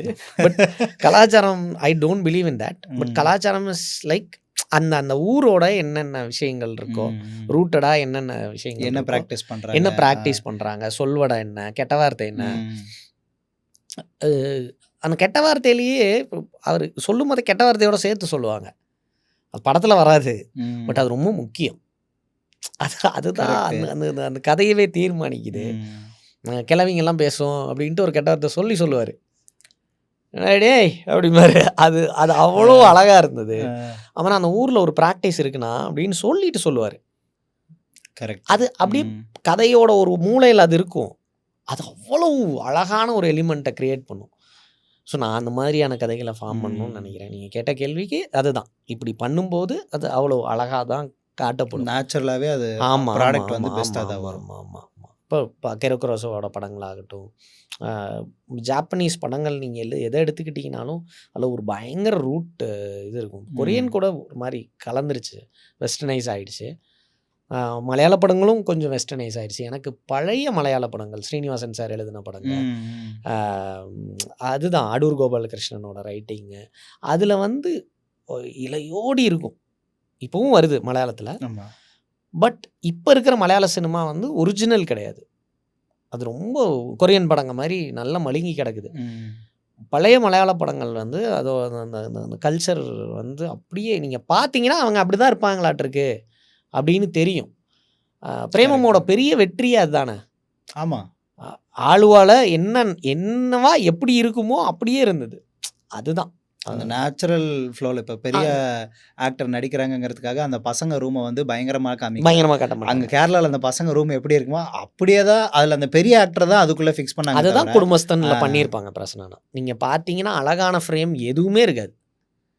எங்களோட வாழ்க்கை இப்படி தான் இருக்கும். அழகு இல்லைன்னு நான் சொல்லக்கூடாது. சோ கால்டு அழகுன்னு ஒன்று காட்டுறது, ஆர்டிஃபிஷியலாக ஆட் பண்ணுறாங்க. அப்படி இப்படி ஃப்ரேமிங் பண்ணி, இப்போ நீங்கள் ஒரு ஃப்ரேம் வைக்கிறீங்கன்னா இதெல்லாம் அழகுக்கு வைக்கிறீங்கல்ல, இப்படியெல்லாம் இல்லாமல் அப்படியே ராவாக இருக்கிற எங்கள் வாழ்க்கையை நான் உங்களுக்கு காட்டுறோம் அப்படின்னு காட்டுறது இருக்குல்ல, அதை நீங்கள் பார்க்கும்போது ரசிக்கிறாங்கல்ல. இல்லை, one of the biggest hits of the year இல்லை. ஏன் அதுதான் இப்போ இது இந்த மாதிரி சினிமாக்கள் வர வர தான் இது நடந்துக்கிட்டே இருக்கும். லப்பர் பந்தில் என்ன அழகை காட்டிங்க, ஒன்றும் கிடையாது. அப்படியே ஒரு காட்டு கிரவுண்டை காட்டியிருப்பார். அவர் திட்டக்கூடிய கண்ணு முன்னாடி காட்டியிருப்பார். அதுதான் அது எனக்கு தெரிஞ்சு அதுதான். எவ்வளோக்கு எவ்வளோ நீங்கள் லோக்கலாக போகிறீங்களோ த more international recognition it gets. ஆமாம், ரெகக்னிஷனை விடுங்க ஐயா, இன்டர்நேஷ்னலான குவாலிட்டியே கிடச்சிருங்கிறேன் நான். Recognition comes under business. அது நாளைக்கு நடக்கலாம், நாளான்னைக்கு நடக்கலாம், அடுத்த வருஷம் நடக்கலாம், இல்லை ஒரு 15 வருஷம் கழித்து நடக்கலாம். ஸோ அது அப்படி இல்லைன்னு நினைக்கிறேன். கரெக்டு. ஏன்னா என்னதான் கிராண்டியர் ஸ்கேலில் படம் எடுத்தாலும், இப்போது இதே எடுத்தாங்க, இந்த கொட்டுக்காளி படம் எடுத்தாங்க, அதுவாக இருக்கட்டும், இந்த ரூட்ஸ் ஆடுகளமாக இருக்கட்டும், இந்த ரூட்டோட அவங்களோட யதார்த்த வாழ்க்கை கலாச்சாரத்தை காமிக்கும் போது அந்த படத்துக்கு நார்மலாகவே ரீச் வந்து ஜாஸ்தியாக தான் இருக்குது. இப்போ இது வந்து பிளான்டு ஒர்க்கிங்லாம் வந்து கிடையாது, ஜென்ரலாகவே எடுத்து அவங்க கொடுக்குறாங்க, அதுக்கேற்ற மாதிரி அவுட்புட்டும் வந்து பயங்கரமாக. ஆமாம். இப்போது இது நம்ம சினிமாங்கிற ஆஸ்பெக்டில் எடுத்துக்கலாம். இப்போ எனக்கு வந்துட்டு சின்ன வயசில் எல்லாருக்குமே ஒரு ஆசை இருக்கும், அந்த சினிமாவை பார்த்தா எனக்கு வந்து இந்த ஹீரோ மாதிரி ஆகணும், இல்லை படம் எடுக்கிறதுக்கு போகலாமே, இது ரொம்ப ஈஸியாக இருக்கே, மேக்ஸ் வரலன்னா நிறைய பேர் டேரக்டர் ஆகணும்னு முடிவு பண்ண. அந்த பாயிண்ட் எல்லாமே இருக்கும். ஆனால் இப்போ அந்த மித்துன்னு ஒன்று இருக்கும், இப்போ அதை வந்து டீபங்க் பண்ணுற மாதிரி ஜென்ரலாக பேசலாம். சினிமாக்குள்ளே போகிறது உண்மையிலே ஈஸியாக கஷ்டங்களா? டிபெண்ட்ஸுங்க, நீங்கள் எந்த ரூட் எடுக்கிறீங்கன்னு. நீங்கள் நேராக போய் வலது பக்கம் திரும்பினீங்கன்னா வீடு வந்துடும்ன்றதுக்கு பதிலாக இடது பக்கம் எவ்வளோ ஃபாஸ்ட்டாக போனீங்கனாலும் உங்கள் வீடு வரப்போகிறது இல்லை. அதுதான் பிரச்சனைங்க. ஏன் இது கஷ்டமாக இருக்குதுன்னா, தேர் ஆல் டேக்கிங் த ராங் ரூட்டுன்னு நினைக்கிறேன் நான். அடிப்படையாக அந்த திறமையை வளர்த்திட்டு அதுக்கான நீடை இது பண்ணிட்டு நீங்கள் எந்த வழியில் போகணுமோ அந்த வழியை எடுக்காமல் இருக்கிறது தான். அப்புறம் இப்போ யூடியூப் சேனலை தொடங்கி இன்ஸ்டாவை தொடங்கி வர்றீங்கன்னா அது கஷ்டம். யூடியூப்லேருந்து இன்ஸ்டா எராக்கு போயிடுச்சு. இன்ஸ்டா எரா இப்போ இன்ஸ்டா எரா இருக்குன்ட்டு இன்ஸ்டா தொடங்கினீங்கன்னா நீங்கள் திரும்ப லைனில் பின்னாடி தானே நிற்பீங்க. ஆமாம். You have to know what's going to be the future. I was lucky enough to place myself in the future. அதுதான் அது ஈஸியாக இருக்கும். ரைட் டைமுங்கிற எக்ஸாக்ட்லி. அது எனக்கு தானாக நடந்துச்சு. எல்லாத்துக்கும் தானாக நடக்க வேண்டிய அவசியம் இல்லைல்ல. கரெக்டு. அப்போது நீங்கள் லேர்ன் பண்ணுங்கள். உங்களுக்கு அவ்வளோ if you are so passionate, if you are so into this art, நீங்கள் இந்த ஆர்ட்டோட ஃபார்ம் என்னவா இருக்க போகுது, நெக்ஸ்ட் என்ன அப்படிங்கிறத தெரிஞ்சுக்க ட்ரை பண்ணுங்கள். Constant upgradation. அப்புறம் இயக்குனர் ஆவேன். அன்றைக்கி ஒருத்தர் பேசிகிட்டு இருந்தார், ஸ்கிரிப்ட் சென்ஸே இல்லாமல் இருக்காங்க ப்ரோ ஆக்டர்ஸ் எல்லாம். ஸ்கிரிப்டுங்கிறது எவ்வளவு முக்கியம் தெரியுமா ப்ரோ, இதே தெரிஞ்சுக்காமல் இருக்காங்க ப்ரோ. ஆனால் எனக்கு இந்த ஸ்கிரிப்ட் வாசிக்கிறது நான் மட்டும் கொஞ்சம் கஷ்டமாக இருக்குது ப்ரோ அப்படின்னாரு. எல்லாத்தையும் சொல்லி இந்த குழப்பம் தான் சொல்கிறேன். உங்களுக்கு எல்லா தெளிவும் இருக்கிற மாதிரி இருக்கும், ஆனால் அதுக்கான ப்ராக்டிஸை நான் பண்ணாமல் நான் அடுத்த கட்டத்துக்கு நகர்ந்துடணும் அப்படின்னு நினைக்கிறதுமே பெரிய பிரச்சனை. இன்ஸ்டாலேருந்து நீங்கள் வரீங்க, யூடியூப்லேருந்து வந்தவங்களையும் சேர்த்தே சொல்கிறேன். நம்ம வர்றோம், உள்ளே வந்துட்டு ஏன் சர்வைவ் ஆக மாட்டேங்கிறோன்னு யாராவது யோசிக்கிறாங்களா? பிரபலத்தின் அடிப்படையில் நீங்கள் உள்ளே வந்தால் you'll get a chance, you'll not survive. Correct. சர்வைவலே தப்புங்கிறேன் நான். இங்கே ரூல் பண்ணுறவனால தான் நிற்கவே முடியும். இனி சர்வைவல்லாம் யுல் ஃபேடவே. உயிர் பொழைச்சி இருந்தால் போதும்பா அப்படிங்கிறவனுக்கெல்லாம் இந்த உலகத்திலே இடம் இல்லை. அப்புறம் இங்கே இண்டஸ்ட்ரியில் ஸோ இல்லை. ஆனால் இந்த பாயிண்ட்டை சும்மா எனக்கு கொஞ்சம் லைட்டாக எலாபரேட் பண்ணுற மாதிரி எதனால இந்த பாயிண்ட் நீங்கள் வரீங்க அப்படிங்கிறது கொஞ்சம் எனக்கு எலாபரேட் பண்ணி சொல்லுங்களேன். இதையா இப்போ நீங்கள் சொன்ன அந்த இதை இல்லை, அதுதான். இப்போ சினிமாங்கிறது சினிமான்னு இல்லை, நீங்கள் ஒரு துறையை எடுத்துக்கிறீங்கன்னு வைங்களேன், அந்த துறையில் நீங்கள் வல்லுநராக ஆகிறதுக்கான எல்லா பிரயத்தனமும் நீங்கள் ஆரம்பத்துலேருந்தே போடணும். வெறுமனே இது ஆசையை மட்டும் வச்சுக்கிட்டு இங்கே ஆசையும் திறமையும் குழப்பிக்காதீங்கிறேன் நான். ஆசை வேற, திறமை வேற. திறமை எல்லாத்துக்கும் பை டிஃபால்ட் இருக்குதுன்னே வச்சுக்கிறேன். எனக்கு நடிப்பு அப்படியே ஒரு ரத்தத்தில் ஊறி கிடக்குதுன்னு வச்சுக்குவோம், சும்மா ஒரு பேச்சுக்கு எடுத்துக்குவோம். அப்படிலாம் இல்லை, ஊறி கிடக்குது. நான் சும்மா படுத்து கிடந்தேன்னா கேவலமாக இருக்கும். ஒரு பாட்காஸ்ட் பண்ணுறதுக்கு நீங்கள் எவ்வளோ பிரயத்தனம் பண்ணுறீங்க, எவ்வளோ இந்த நேரத்துலேருந்து ஒரு 15 நிமிஷம் முன்னாடி வாங்க, இதை பண்ணுங்க, இவ்வளோ இருக்குல்ல. இந்த பிரயத்தனம் நிறைய பேர்த்துக்கிட்ட இல்லைங்கிறேன் நான். நீங்கள் சொன்ன மாதிரி தான் நோக்கம் அப்படின்ட்டு அப்படி இருக்கிறது இருக்குல்ல. இல்லை, அது இருக்கலாம், உள்ளுக்குள்ளே இருக்கணுங்கிறேன் நான். நெல்சன் சார் ஒரு இன்டர்வியூவில் சொல்லியிருப்பாங்க, ரொம்ப அழகாக இருந்தது. நான் ஜாலியாக இருக்கேன்னு எல்லாரும் நினச்சிட்டு இருந்தாங்க, ஆனால் நான் சீரியஸாக தான் இருந்தேன். என்ன சீரியஸாக இருக்கிறேன்னு காட்டிக்கலான்னாரு. அது ரொம்ப முக்கியமான வார்த்தை. நீங்கள் உங்களை சீரியஸாக இருக்கிறேன்னு காட்டிக்கிறதுக்கு நிறைய பேர், நான் அதையே ரிவர்ஸில் எடுத்து சொல்கிறேன். நான் சீரியஸாக இருக்கிறேன்னு காட்டிக்கிட்டு மட்டுமே இருந்து யூஸ் இல்லை. சீரியஸாக இருக்கணும். சீரியஸாக இருக்கணும்னா வேலை பார்த்துருக்கணும். பெண்டு கழுந்துரும் வேலைங்கிறது. வேலைன்னா அது வேலை. நான் அதான் சொல்கிறேனே, நான் என்னோடதையே எக்ஸாம்பிளாக சொல்கிறேனே. நக்லைட்ஸில் இருந்துட்டு நான் மஞ்சள் நோட்டீஸ்க்கு வந்ததுக்கப்புறம் தான் நான் வேலை செய்யலைன்னு எனக்கு தெரியுது. Not just being an actor makes you a performer. சும்மா அப்படியே இருந்து பண்ண முடியாது. மஞ்சள் நோட்டீஸ் தான் என்னை ஹார்ட் கோர் டெஸ்டிங்க்கு உட்படுத்துச்சு. எல்லா ஃபார்மையும் தெரிஞ்சுக்கிட்டே ஆகணும். நான் எனக்கு இன்னமும் ஒரு வீடியோ பார்ப்பேன், எடுத்துருவாங்க, அது கேமராவில் ஏதோ ஒரு பிரச்சனை இருக்கும், ஆனால் எனக்கு என்னன்னு சொல்ல தெரியாது. அப்போது யூடியூப் எடு, படி, டுட்டோரியல் படி, திரும்ப நக்லைட்ஸ் வீடியோ எடுத்து பார்ப்பேன். இதே ஃப்ரேமில் இதே ஷார்ட்டை எப்படி எடுத்திருக்கிறாங்க, இதே எமோஷனை எப்படி எடுத்திருக்காங்க, இப்படி எடுத்திருக்காங்களா, ஓகே. நான் யாருக்கிட்டையும் திரும்ப போய் கேட்கவே இல்லை. உதவி கேட்டால் திரும்ப அவங்கள சார்ந்தே இருப்பேன். So I started learning, self learning. ஆமாம். அந்த ஷார்ட்டோட பேர் என்னன்னுலாம் படிக்கல, அந்த ஷார்ட்டை எப்படி எடுக்கிறாங்கன்னு படிச்சிட்டேன். டெக்னிக்கல் டேர்ம் வச்சு நான் என்ன பண்ண போகிறேன், இப்படி எடுறா, எனக்கு இந்த ஃப்ரேம் தான் வேணும்னு சொல்கிறதுக்கு இறங்கிட்டேன். எனக்கு நேம்ஸ் பயங்கர பிரச்சனை, அது என்னோட பிரச்சனை. என்ன படம் பேரே சில சமயம் மறந்துடும். ஆக்டர்ஸ் நேம் மறந்துடும். இப்போ கூட சொன்னேன்ல உங்களுக்கு, அந்த ஒரு படம் ரிச்சர்ட் கியரோட படம் அது என்னன்னு தெரில, ஏதோ ஒன்று ஞாபகம் இருக்கும், ஒன்று மறந்துடுவேன். அப்போது நான் அது எது உங்களோட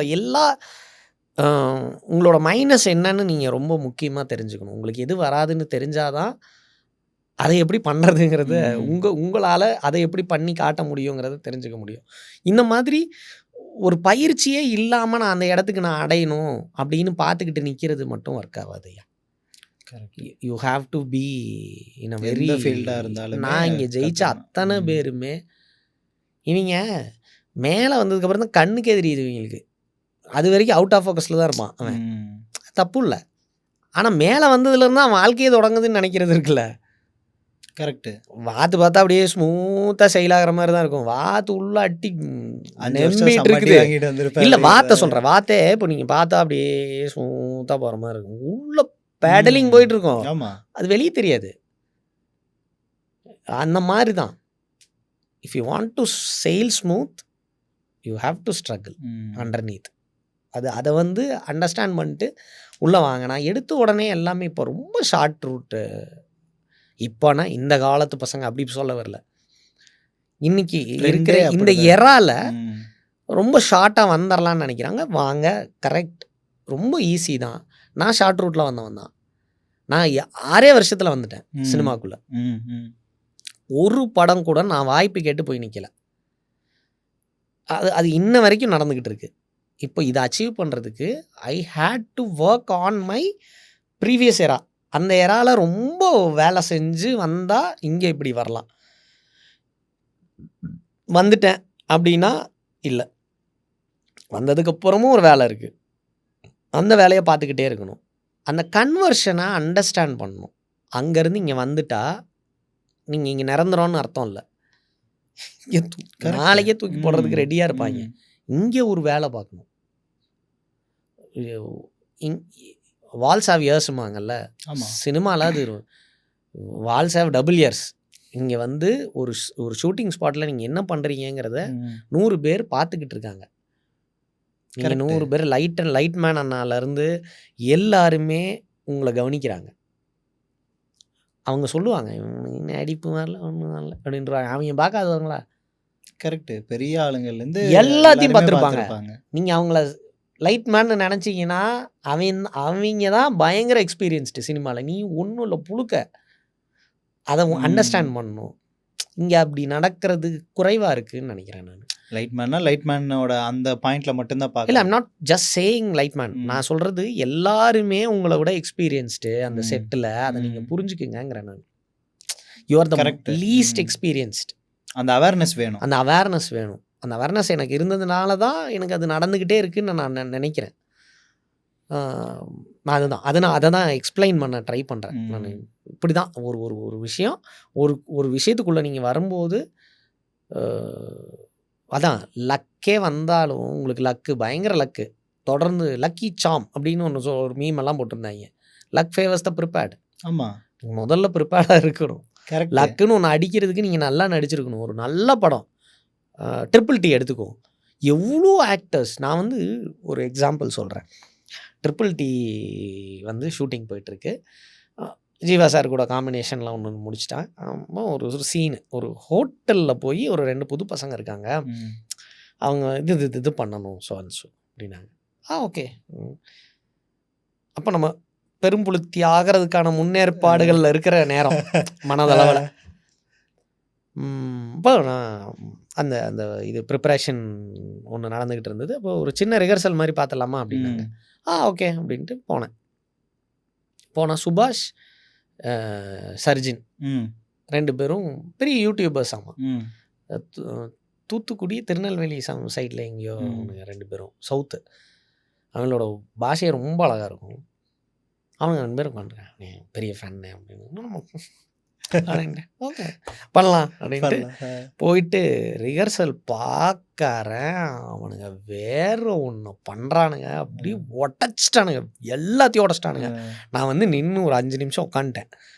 சீன் பேப்பர் கொடுங்க அப்படின்னு. சீன் பேப்பர் கொடுத்தாங்க. உட்காந்து இவனுங்களோட சீனாக மாற்றிடுவானுங்க. இதை நம்ம வேலை செய்யலைன்னா நம்ம மாட்டிடுவோம் அப்படின்னு எனக்கு அப்போ உணர்த்தின தருணம் அது. ஸோ நீங்கள் வேலை செய்யணும். அது சர்ஜினோட சீனோ சுபாஷோட சீனோ இல்லாமல் எங்களோட சீனாக மாற்றணுன்னா அது நான் வேலை செஞ்சேன். வேலை செஞ்சுட்டு நான் சொல்லிட்டேன் அவனுக்கிட்ட, டே இப்படி ரொம்ப கெத்தாக வந்தேன்டா, உடச்சிட்டிங்கடா, பயங்கரமான ஆக்டர்ஸ்டா நீங்கள். அதே மாதிரி சுபாஷுக்கு தான் பயங்கர கிளாப்ஸ் இருந்தது தேட்டரில். அந்த சீனை என்னோட சீனை ஆக்கிறதுக்கு நான் அவ்வளோ வேலை பார்த்தேன். அப்போ தான் என்னால் அவனுங்களோட கம்பீட்டே பண்ண முடிஞ்சது. இப்படி தூக்கிட்டு போயிடுவாங்க உங்களை. அது இப்போ வந்தவங்கன்னு கிடையாது, யாரு என்னன்னு ப்ரிப்பேர்டா இருந்தா இது இப்படி சின்ன பசங்க கிட்ட இப்படி ஒன்று நடந்தது. இப்போ ஒரு 10 days பேக் பேர் சொல்லலான்னு நினைக்கிறேன், காளி வெங்கட் சார், மைம் கோபின்னு, ஆடுகளம் நரேன், 3 பேர் இருக்காங்க, 4 பேர் போய் நின்று அவன் ஒன்று பண்ணுறாங்க. அப்போ தான் தெரியுது what a bad actor I ஆம்னு எனக்கு அன்றைக்கி தான் தெரிஞ்சுது. ஸோ இது உங்களை உடச்சிக்கிட்டே இருக்கும். வாழ்க்கை வந்து இது சினிமாவை விட்டுருங்க, வாழ்க்கை வந்து உங்களை வந்து டெஸ்டிங்குள்ளே உட்படுத்திக்கிட்டே இருக்கும். நீங்கள் உணர்த்தணும் அது டெஸ்ட்டுன்னு. You have to be serious. Each and every scene you should behave and be like a new actor. இல்லைன்னா இங்கே நீங்கள் நிற்க முடியாது. அது ரொம்ப முக்கியம். ஒரு emotional scene Kali sir perform பண்ணுறாரு, அதை என்னால் இமேஜினே பண்ண முடியல.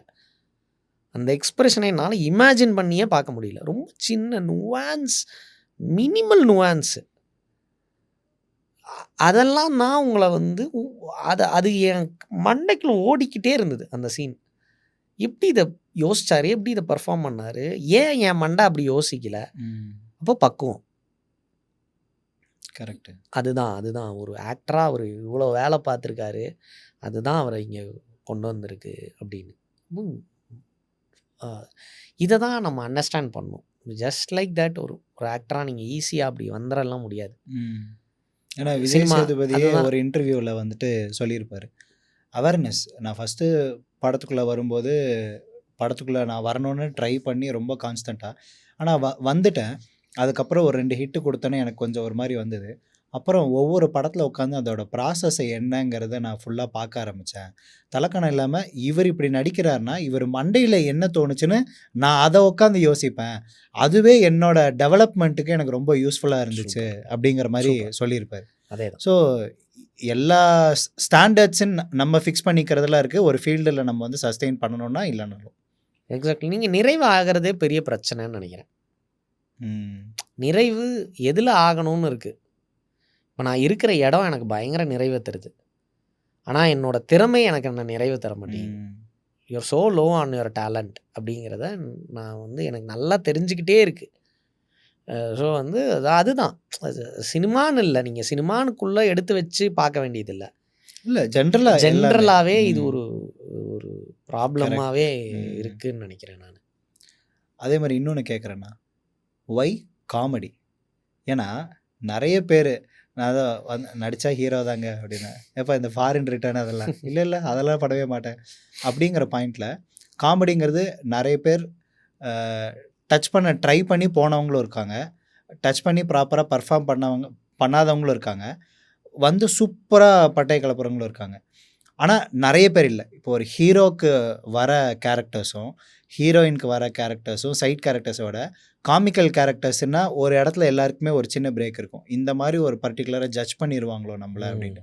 ஆனால் அதை எடுத்து வச்சு அதில் இந்த ஸ்டீரியோ டைப்பை பிரேக் பண்ணுறதுங்கிறதுல ஒரு விஷயம் இருக்குது. ஒய் காமெடினா? நான் இது கொஞ்சம் ரிவர்ஸில் இருந்து சொல்கிறேன். காமெடினா வந்து எனக்கு வந்து இப்போ நீங்கள் காமெடினா அது ஜட்ஜ் பண்ணிடுவாங்க அப்படின்லாம் சொல்கிறீங்களா? இப்போ என்னை வந்து பயங்கரமாக உருவ கேலி பண்ணுவாங்க. நான் சொல்கிறது நான் 8வது 6வது 5வதுலேருந்தே நம்மளை கேலி பண்ணுறாங்கன்னு ஒரு கட்டத்தில் தெரியும்ல, அந்த கட்டத்தில் இருந்தே நான் அந்த உருவ கேலியை ஃபேஸ் பண்ணிட்டே இருக்கேன். அப்புறம் I was the least bothered person in my group. வேற ஐகோ குடும்பத்தில், ஃப்ரெண்ட்ஸில், எல்லாத்துலேயுமே அங்கே ஒரு பீஸ் இருக்கிறதே யாரும் கவனிக்க மாட்டாங்கல்ல, அப்படியான பீஸ் தான் நான். அப்போது எப்படி இந்த குரூப்புக்குள்ளே நம்ம ஃபிட்டின் ஆகிறது, ம். எப்படி நம்ம தற்காத்துக்கிறது அப்படிங்கிறது வந்து எனக்கு ஒரு பயங்கரமான ஒரு கொஸ்டினாக இருந்தது. இவ்வளோ தெளிவாக இல்லை, ம். பட் அந்த அந்த வயசுக்கு அந்த குழந்தைக்கு ஒன்று இருக்கும்ல, ஆமா. நம்ம எப்படி முன்னாடி வர்றது அந்த குரூப்புக்குள்ளே அப்படின்னு. அப்போது எவன் நல்லா ஜோக் சொல்கிறானோ அவனை எல்லாரும் திரும்பி பார்க்குறாங்க. ஸோ நான் ஃபஸ்ட்டு கையில் எடுத்தது அடல்ட் ஜோக் தான். எனக்கு தெரிஞ்ச ஒரு 4-5 அடல்ட் ஜோக் எனக்கு தெரியும். பெரிய பெரிய பசங்க பேசிக்கிட்டு இருந்ததை நான் கேட்டிருக்கேன். ம்.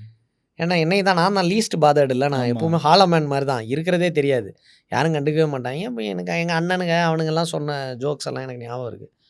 அதை வந்து முதல் நாள் ஒரே ஒரு ஜோக்கை ஒரு அடல்ட் ஜோக்கை நான் சொல்கிறேன் ம். கிளாஸில். அன்னைக்கு ஃபேமஸ் ஆனேன்.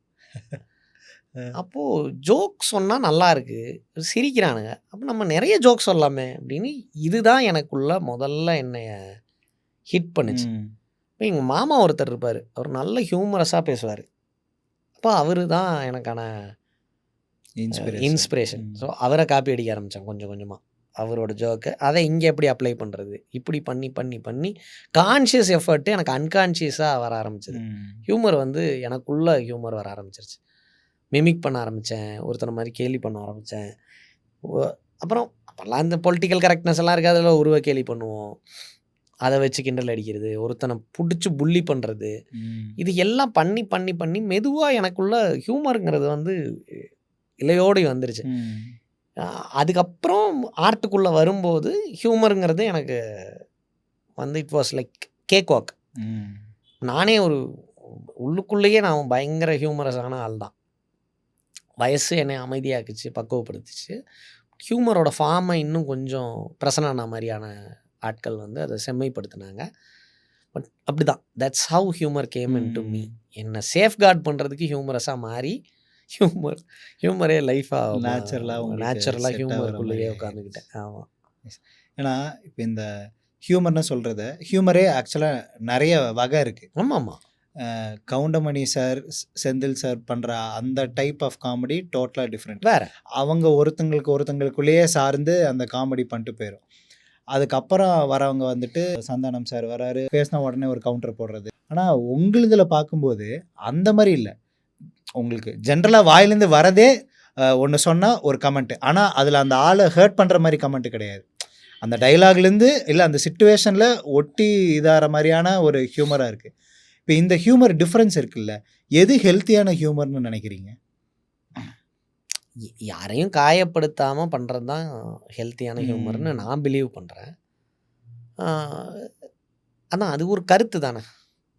ஹெல்த்தி அப்படின்னு நம்ம சொல்கிறதே வந்து இது என்னோட மைண்ட் செட்டுக்கு, எனக்கு நான் எதை ஹெல்த்தின்னு வச்சுருக்கணும். சப்ஜெக்டிவ் தான் இந்த கேள்வியே, சப்ஜெக்டிவ் தான். நான் சொல்கிறது அது என்னோடய பெர்ஸ்பெக்டிவ். எனக்குன்னு ஒரு அரசியல் இருக்குது, எனக்குன்னு ஒரு புரிதல் இருக்குது, எனக்குன்னு ஒரு சரி தப்பு இருக்குது.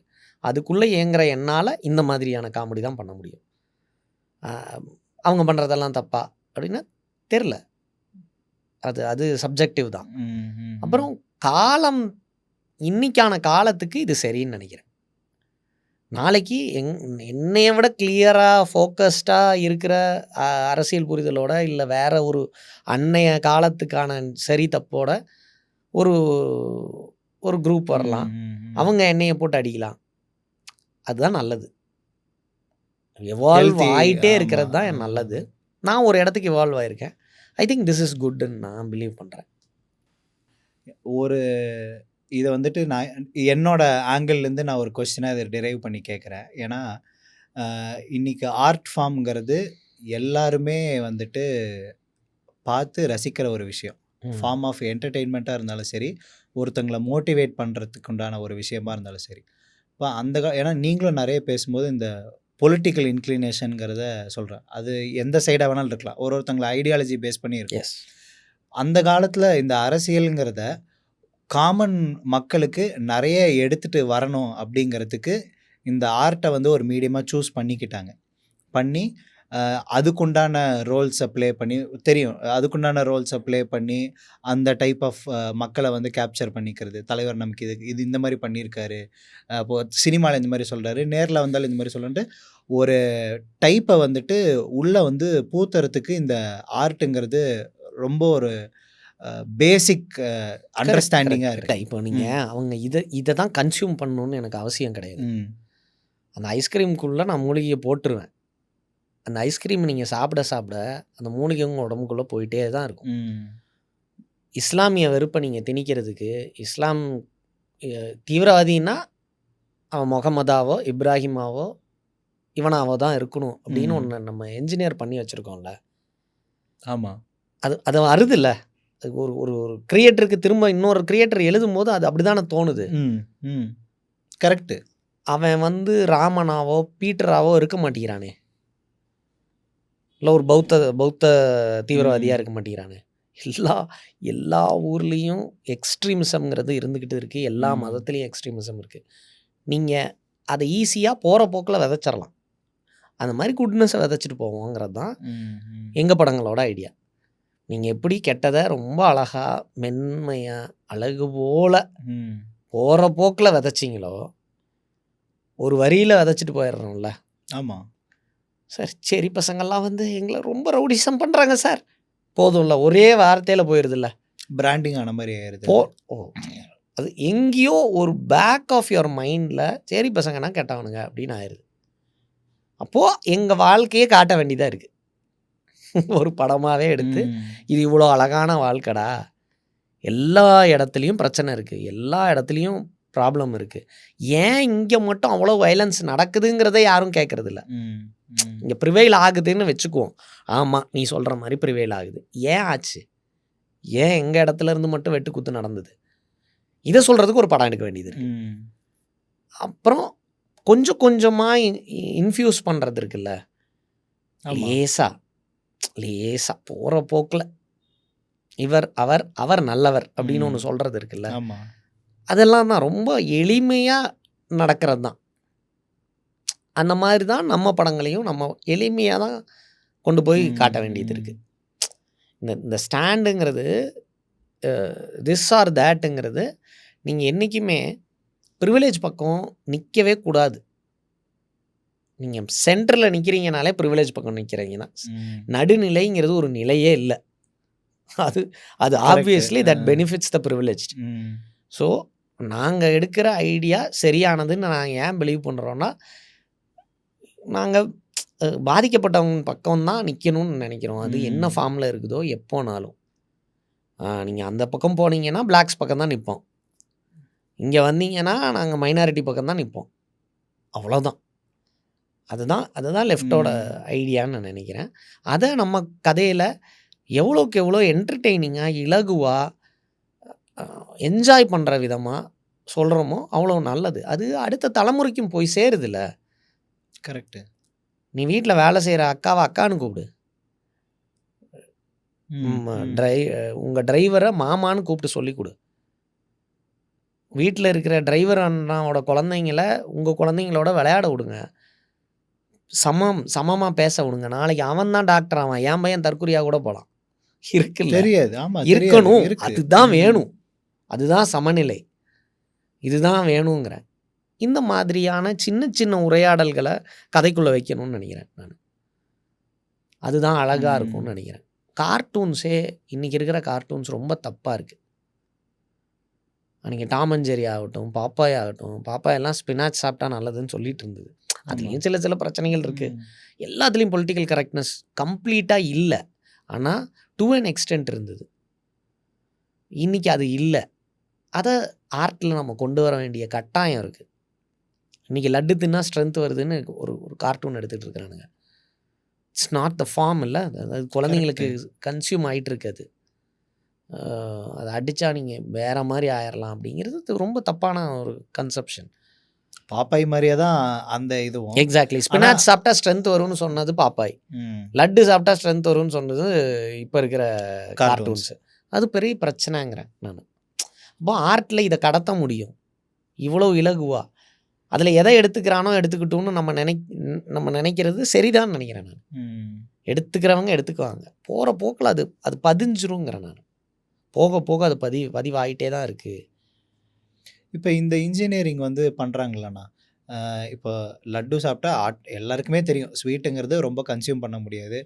ஆனால் ஒரு குழந்தைங்க பார்க்குற ஒரு விஷயத்தில் இப்படி ஒரு சோஷியல் இன்ஜினியரிங் பண்ணி இப்படி ஒரு கான்செப்டாக வெளியில் தள்ளுறாங்க அப்படின்னா அது அது தெரிஞ்சு நடந்திருக்குமா இல்லை தெரியாமல்? Everything around you is politicised. Everything around you is politics. இதை நீங்கள் அண்டர்ஸ்டாண்ட் பண்ணுற வரைக்கும் யூல் பி ஏ கன்சியூமர். அவன் கன்சியூம் பண்ண வைப்பான், நீங்கள் கன்சியூம் பண்ணுவீங்க. இதை நீங்கள் அண்டர்ஸ்டாண்ட் பண்ணணும். இது சுற்றியும் உளவியலை நீங்கள் அண்டர்ஸ்டாண்ட் பண்ணாமல் இங்கே நீங்கள் வாழவே முடியாது. அப்போது ஒரு ஆர்ட்டில் இருக்கிறவனுக்கும் அந்த பொறுப்பு இருக்குது. அது ரொம்ப ரொம்ப ரொம்ப முக்கியம்னு நான் நினைக்கிறேன். இப்போது என்னைய மாதிரி ஒரு ஆக்டர் ஸ்மோக் பண்ணுறதுக்கும் சிவகார்த்திகேயன் சார் மாதிரி ஒரு ஆக்டர் ஸ்மோக் பண்ணுறதுக்கும் பெரிய வித்தியாசம் இருக்குது. அதனால தான் அவர் அப்படி ஒரு கால் எடுக்கிறாரு. அது ரொம்ப ரொம்ப முக்கியமான கால்னு நினைக்கிறேன். ஒரு ஹீரோ, ஒரு சோ கால்டு பெரிய ஃபேன் பேஸ் உள்ள ஒரு ஹீரோ, கிட்ஸ் உங்களை ஃபாலோ பண்ணுறாங்கன்னா you have to be so cautious. நீங்கள் அடுத்த தலைமுறைக்கான எல்லாத்தையும் அவங்களுக்கு நீங்கள் எஜுகேட் பண்ணுறீங்க. இன்னுமே நம்ம அப்படி தான் இருக்கோம். சக்திமானை பார்த்து, நான் சக்திமான் பார்த்த காலத்தில் என் கூட இருந்தவனுங்களே கையை காலை உடைச்சிருக்கானுங்க சக்திமான் காப்பாற்றுவாருன்னு. இன்றைக்கி கொஞ்சம் அதை விட தாண்டி ஒரு சின்ன அதிக அறிவோட அதே மாதிரி தான் ஃபாலோ பண்ணுறான். Hero worships is happening everywhere. இப்போ நீங்கள் உண்மையான ஹீரோவாக இருக்க வேண்டியிருக்கு. கரெக்டு. அதுதான் அந்த ஆர்ட்டில் நீங்கள் என்ன வேலை செய்கிறீங்களோ. இப்போ நீங்கள் not just naming the hero பின்னாடியும் ஒரு வேலை இருக்குது. அந்த கிரியேட்டருக்கும் அந்த பொறுப்பு இருக்குது. நீங்கள் ஒரு ஹீரோவுக்கு போய் கதை சொல்லும் போது அந்த பொறுப்பு உங்களோடது. எல்லாத்தையும் அந்த ஹீரோவே பார்க்க முடியாது. நீங்கள் என்ன கதையை சொல்கிறீங்கிறது ரொம்ப முக்கியம். அந்த கதைக்குள்ளே என்ன இருக்குங்கிறது ரொம்ப முக்கியம். மாவீரன் மாதிரியான படங்கள் ரொம்ப முக்கியம். கரெக்டு. அதில் உங்களுக்கு நிறைய சின்ன சின்ன குறைகள் இருந்தாலும் ஓவராலாக அந்த படம் என்ன சொல்ல வருதுங்கிறது ரொம்ப ரொம்ப முக்கியம். அவன் காலனிலேருந்து வந்திருப்பான் அந்த ஹீரோ, அது ரொம்ப முக்கியம். அவனுக்கு சூப்பர் பவர் வருது, அவன் பயப்படுறான். யுவர் ஹீரோன்னா அவன் பர்ஃபெக்டாக இருக்கணுங்கிறது கிடையாது, அவன் ஃப்ளாஸோடு இருப்பான். ரொம்ப அழகான படம் அந்த படம். அந்த ஸ்டீரியோ டைப் எல்லாமே பிரேக் பண்ணிச்சு. எஸ், ரொம்ப ஹீரோனா தைரியமாக தான் இருக்கணுங்கிறது ஒரு அவசியம் கிடையாது அப்படின்ட்டு. அந்த மாதிரி படங்களை இப்படி ஒரு ஹீரோ பண்ணும்போது அது சூப்பராக இருக்குது பார்க்கவே. இந்த மாதிரி கதைகளை கொண்டு போகிற கிரியேட்டர்ஸ் நிறைய பேர் வேணும், ப்ரொடியூஸ் பண்ணுற ப்ரொடியூசர்ஸ் நிறைய பேர் வேணும். இந்த மாதிரி இது ஒரு கொலாபரேட்டிவ் எஃபர்ட்டு. அதுக்குள்ளே நீங்கள் எதை கன்சியூம் பண்ண வைக்கிறீங்களோ அதுதான் போய் சேரும்னு நினைக்கிறேன். டிமானிட்டைசேஷனை சரின்னு சொல்கிற ஒரு படம் 1000 கோடி அடிக்குது. அதுக்கு கைத்தட்ட வைக்கிற கிரியேட்டரும் இருக்கிறாங்க. ஆமாம், நீங்கள் அதுக்கு கவுண்டர் கிரியேஷன் வேணும்ல, நீங்கள் இங்கேருந்து வேலை செய்யணும். அதுக்கு ரொம்ப முக்கியம். ஆனால் நிறைய பேர் இந்த அவேர்னஸோடு இல்லைல்லண்ணா. நிறைய பேர் எனக்கு தெரிஞ்சு இப்போது உன்னிப்பாக நீங்கள் ஒரு விஷயத்த சொல்லும்போது தான் என்னதான் அவேர்னஸ் இருக்கோ இல்லையோ என்னால் ஒரு விஷயத்த நோட் பண்ண முடியுது. ஏன்னா அதுக்கு முன்னாடி வரைக்கும் அந்த கமர்ஷியல் லேயரை பார்த்துட்டு அதுக்குண்டான கமெண்ட்ஸையும் அதுக்குண்டான ஹேட்டையும் இல்லை லவ்வையும் ஸ்ப்ரெட் பண்ணுறதுலே கரெக்டாக போகுதே தவிர அதுக்கு பின்னாடி இம்பைப் இருக்கிற விஷயம் எதனால் இப்படி சொன்னாங்கங்கிற தாட் வந்து நிறைய பேருக்கு அந்த ஸ்க்ரீனுக்கு பின்னாடி இருக்கிற அந்த ஆஸ்பெக்ட் வந்து யோசிக்கிறது கிடையாது. இன்றைக்கி அந்த ஃபாஸ்ட் மூவிங் வேர்ல்டுன்னு சொல்கிறதில்ல, எனக்கு இதை பார்த்து ஒரு 5 நிமிஷம் இதில் கமெண்ட் சொல்லிட்டு நான் அடுத்ததில் மாறிடுறேன் அப்படிங்கிற ஒரு கணக்கு இருக்குது. இப்போ இதே விஷயம் பவர்ஃபுல்லாகவும் இருக்குது, ப்ராப்பராக ஹேண்டில் பண்ண தெரியாதவங்களுக்கோ இல்லை ப்ராப்பராக மக்கள் இந்த அவேர்னஸ் இல்லாதவங்களுக்கோ அது போய் சேரவும் மாட்டேங்குது இல்லைண்ணா. இல்லை, இந்த பயஸ் இருக்குல்ல. இல்லை இருக்குது. என்னென்னா நீங்கள் இந்த மாதிரி ஒரு கருத்தை சுமந்துக்கிட்டு இருக்கீங்கன்னா யூ ஹாவ் டு சக்சீட். இப்போ பிளாக்ஸை பற்றின படங்களை நீங்கள் எடுத்து சக்சீட் ஆனீங்கன்னா அவன் பிளாக்கை வைக்கிறான். பிஸ்னஸ்ஸு வியாபாரிக்கு எது விற்கிதோ அதை சந்தைப்படுத்துறதுல எந்த தயக்கமும் இல்லை. நீங்கள் அந்த வியாபாரியை சந்தைக்கு உட்படுத்தப்பட வைக்கணும். நீங்கள் இன்றைக்கி சேரி மக்களை தப்பாக காட்டுற படத்தை எடுக்கவே முடியாது. நீங்கள் அன்றைக்கி எடுத்துருக்கலாம், இன்றைக்கெல்லாம் எடுக்க முடியாது. எடுத்திங்கன்னா இங்கே பருப்பு வேகாது. அதை பாரஞ்சித் மாதிரி, மாரி செல்வராஜ் மாதிரி, வெற்றிமாறன் சார் மாதிரி, பாரஞ்சித் சார், வெற்றிமாறன் சார் வரிசையில் நிறைய கிரியேட்டர்ஸ் வர ஆரம்பிச்சிட்டாங்க. ரஞ்சித் சாருக்கு முன் பின்னுன்ற அதை கேட்டகரைஸ் பண்ண முடிஞ்சது ஏன்? சக்ஸஸ் தான். What ever stand he has அதை வந்து பயங்கரமாக செல் பண்ணார். செல்லிங் ரொம்ப முக்கியம். பிளாக் பேந்தர் மாதிரி ஒரு படம், அதுக்கு முன்னாடியே பிளாக் லைஃப்ஸை பற்றி நிறைய படங்கள் வந்து நிறைய ஹிட் ஆயிடுச்சு. பட் ஸ்டில் பிளாக் பேந்தர் மாதிரி ஒரு சூப்பர் ஹீரோ கதை வந்து பெரிய சக்ஸஸ் ஆனதுக்கப்புறம் அதுக்கான சந்தை வருது. இதை நம்ம சந்தைப்படுத்த தெரிஞ்சிருக்கணுங்கிறேன். நீங்கள் என்ன தான் பண்ணாலும் சந்தைப்படுத்தணும். பேக்கேஜிங் தெரிஞ்சிருக்கணும். Yes, you have to make it sell. நீ எதை விற்கணுங்கிறது தான், அவ்வளோதான். கரெக்ட். என்ன கான்செப்ட் படி எல்லாமே சேம் தான், அவ்வளோதான். அது எங்கே எப்படி தட்டி எப்படி கொண்டு போய் ஃப்ரண்ட் ட்ராக்ல வச்சு அந்த பொருளை விற்கிறோம் அப்படிங்கிறதுல தான் விஷயம். என் ஹியூமர் செல் ஆகலைன்னா என் ஹியூமர் தப்பாயிருது. ஆனால் அது உண்மை இல்லை, அப்படி தான் சொசைட்டி இயங்குது. கரெக்ட். என் ஹியூமர் செல் ஆகிறதுனால இந்த ஹியூமர் ஹெல்த்தின்னு நான் சொன்னால் நீங்கள் நம்புவீங்க. கரெக்டா? ஆமாம், அவ்வளோதான். பெர்ஸ்பெக்டிவ் தான். அவ்வளோதான். Correct correct. அவ்வளோதான். இது அப்படி தான் ஒர்க் ஆகுது. நான் இப்போ உட்காந்து ஒரு 8 படம் ஃப்ளாப் கொடுத்துட்டு வந்து உட்காந்து பேசினேன்னு வைங்க, எவன் கேட்பான்? இப்போ நான் பேசும்போது என்னத்த பேசினாலும் சூப்பர்ரா அப்படிங்கிற அந்த மனநிலை தான். அதுக்கு முதல்ல நீங்கள் சரியான கருத்தை பேசுகிறீங்கிறது உங்களுக்கு தெரியும் போது அதை சந்தைப்படுத்தவும் தெரிஞ்சிருக்கணுங்க. அவ்வளோதான். கரெக்ட். ஏன்னா அல்டிமேட்டாக கரெக்டு, அது ஆர்ட் ஃபார்ம்னு எடுத்துகிட்டு வந்துட்டோம் அப்படின்னா தான் என்ன மெசேஜ் அங்கே டெலிவர் பண்ணணும்னு நினைக்கிறோமோ அது கரெக்டாக மக்கள்கிட்ட போய் சேர்க்கறதும் அந்த ஆர்ட் ஃபார்ம் எடுத்தவங்களோட ரெஸ்பான்சிபிலிட்டி. Yes, exactly. அதை கரெக்டான காம்பினேஷனில் அதை செல் பண்ணுறதுக்கு, பெரும்பான்மை மக்கள்கிட்ட கொண்டு போய் கொடுக்கறதுக்கு அதுக்கு என்ன பண்ணணுமோ அதை பண்ணணும். நீங்கள் அசுரன் மாதிரி ஒரு படத்தை எடுத்து பயங்கரமான மசாலா வச்சுட்டு கடைசியில் ஒரு வசனம் வைக்கும்போது தான் அந்த வசனம் விற்கிது இல்லையா? நம்மகிட்ட நல்லா இருந்தால் பிடிங்கப்பானுங்க, காசு இருந்தால் பிடிக்குமானுங்க, படிப்பை மட்டும் நம்ம எடுக்க முடியாது அப்படிங்கிற அந்த வசனத்தை நீங்கள் வைக்கணும்னா அவ்வளோ இன்ட்ரெஸ்டிங்கான ஒரு ஸ்க்ரீன் ப்ளே வேணும், ஒரு கிரிப்பிங்கான எமோஷன். நீங்கள் தனுஷ் சாரோட வாழ்க்கைக்குள்ளே போகிற மாதிரியான ஒரு கதையை பண்ணதுனால தான் இது ஒர்க் ஆகுது. The same applies to Ranjith sir. அவர் மெட்ராஸ் மாதிரியான ஒரு கதையை அவ்வளோ ஆழமான, மெட்ராஸை விட ஆழமான அரசியல் இருக்கிறது அட்டகத்தி. ஆமாம். ஆனால் மெட்ராஸ் வந்து அவ்வளோ கமர்ஷியலாக பயங்கரமாக வயபிளான ஒரு படத்தை எடுத்து அதுக்குள்ளே அவ்வளோ பேக்கேஜும் கொடுத்து, சார்பாட்டா பரம்பரை ஆகட்டும், அப்போ இவ்வளோ ப்ளேஸ் பண்ணும்போது தான் யூஆர் இன் டு தேட். இல்லை, நீங்கள் அதுக்குள்ளே இருக்கீங்க.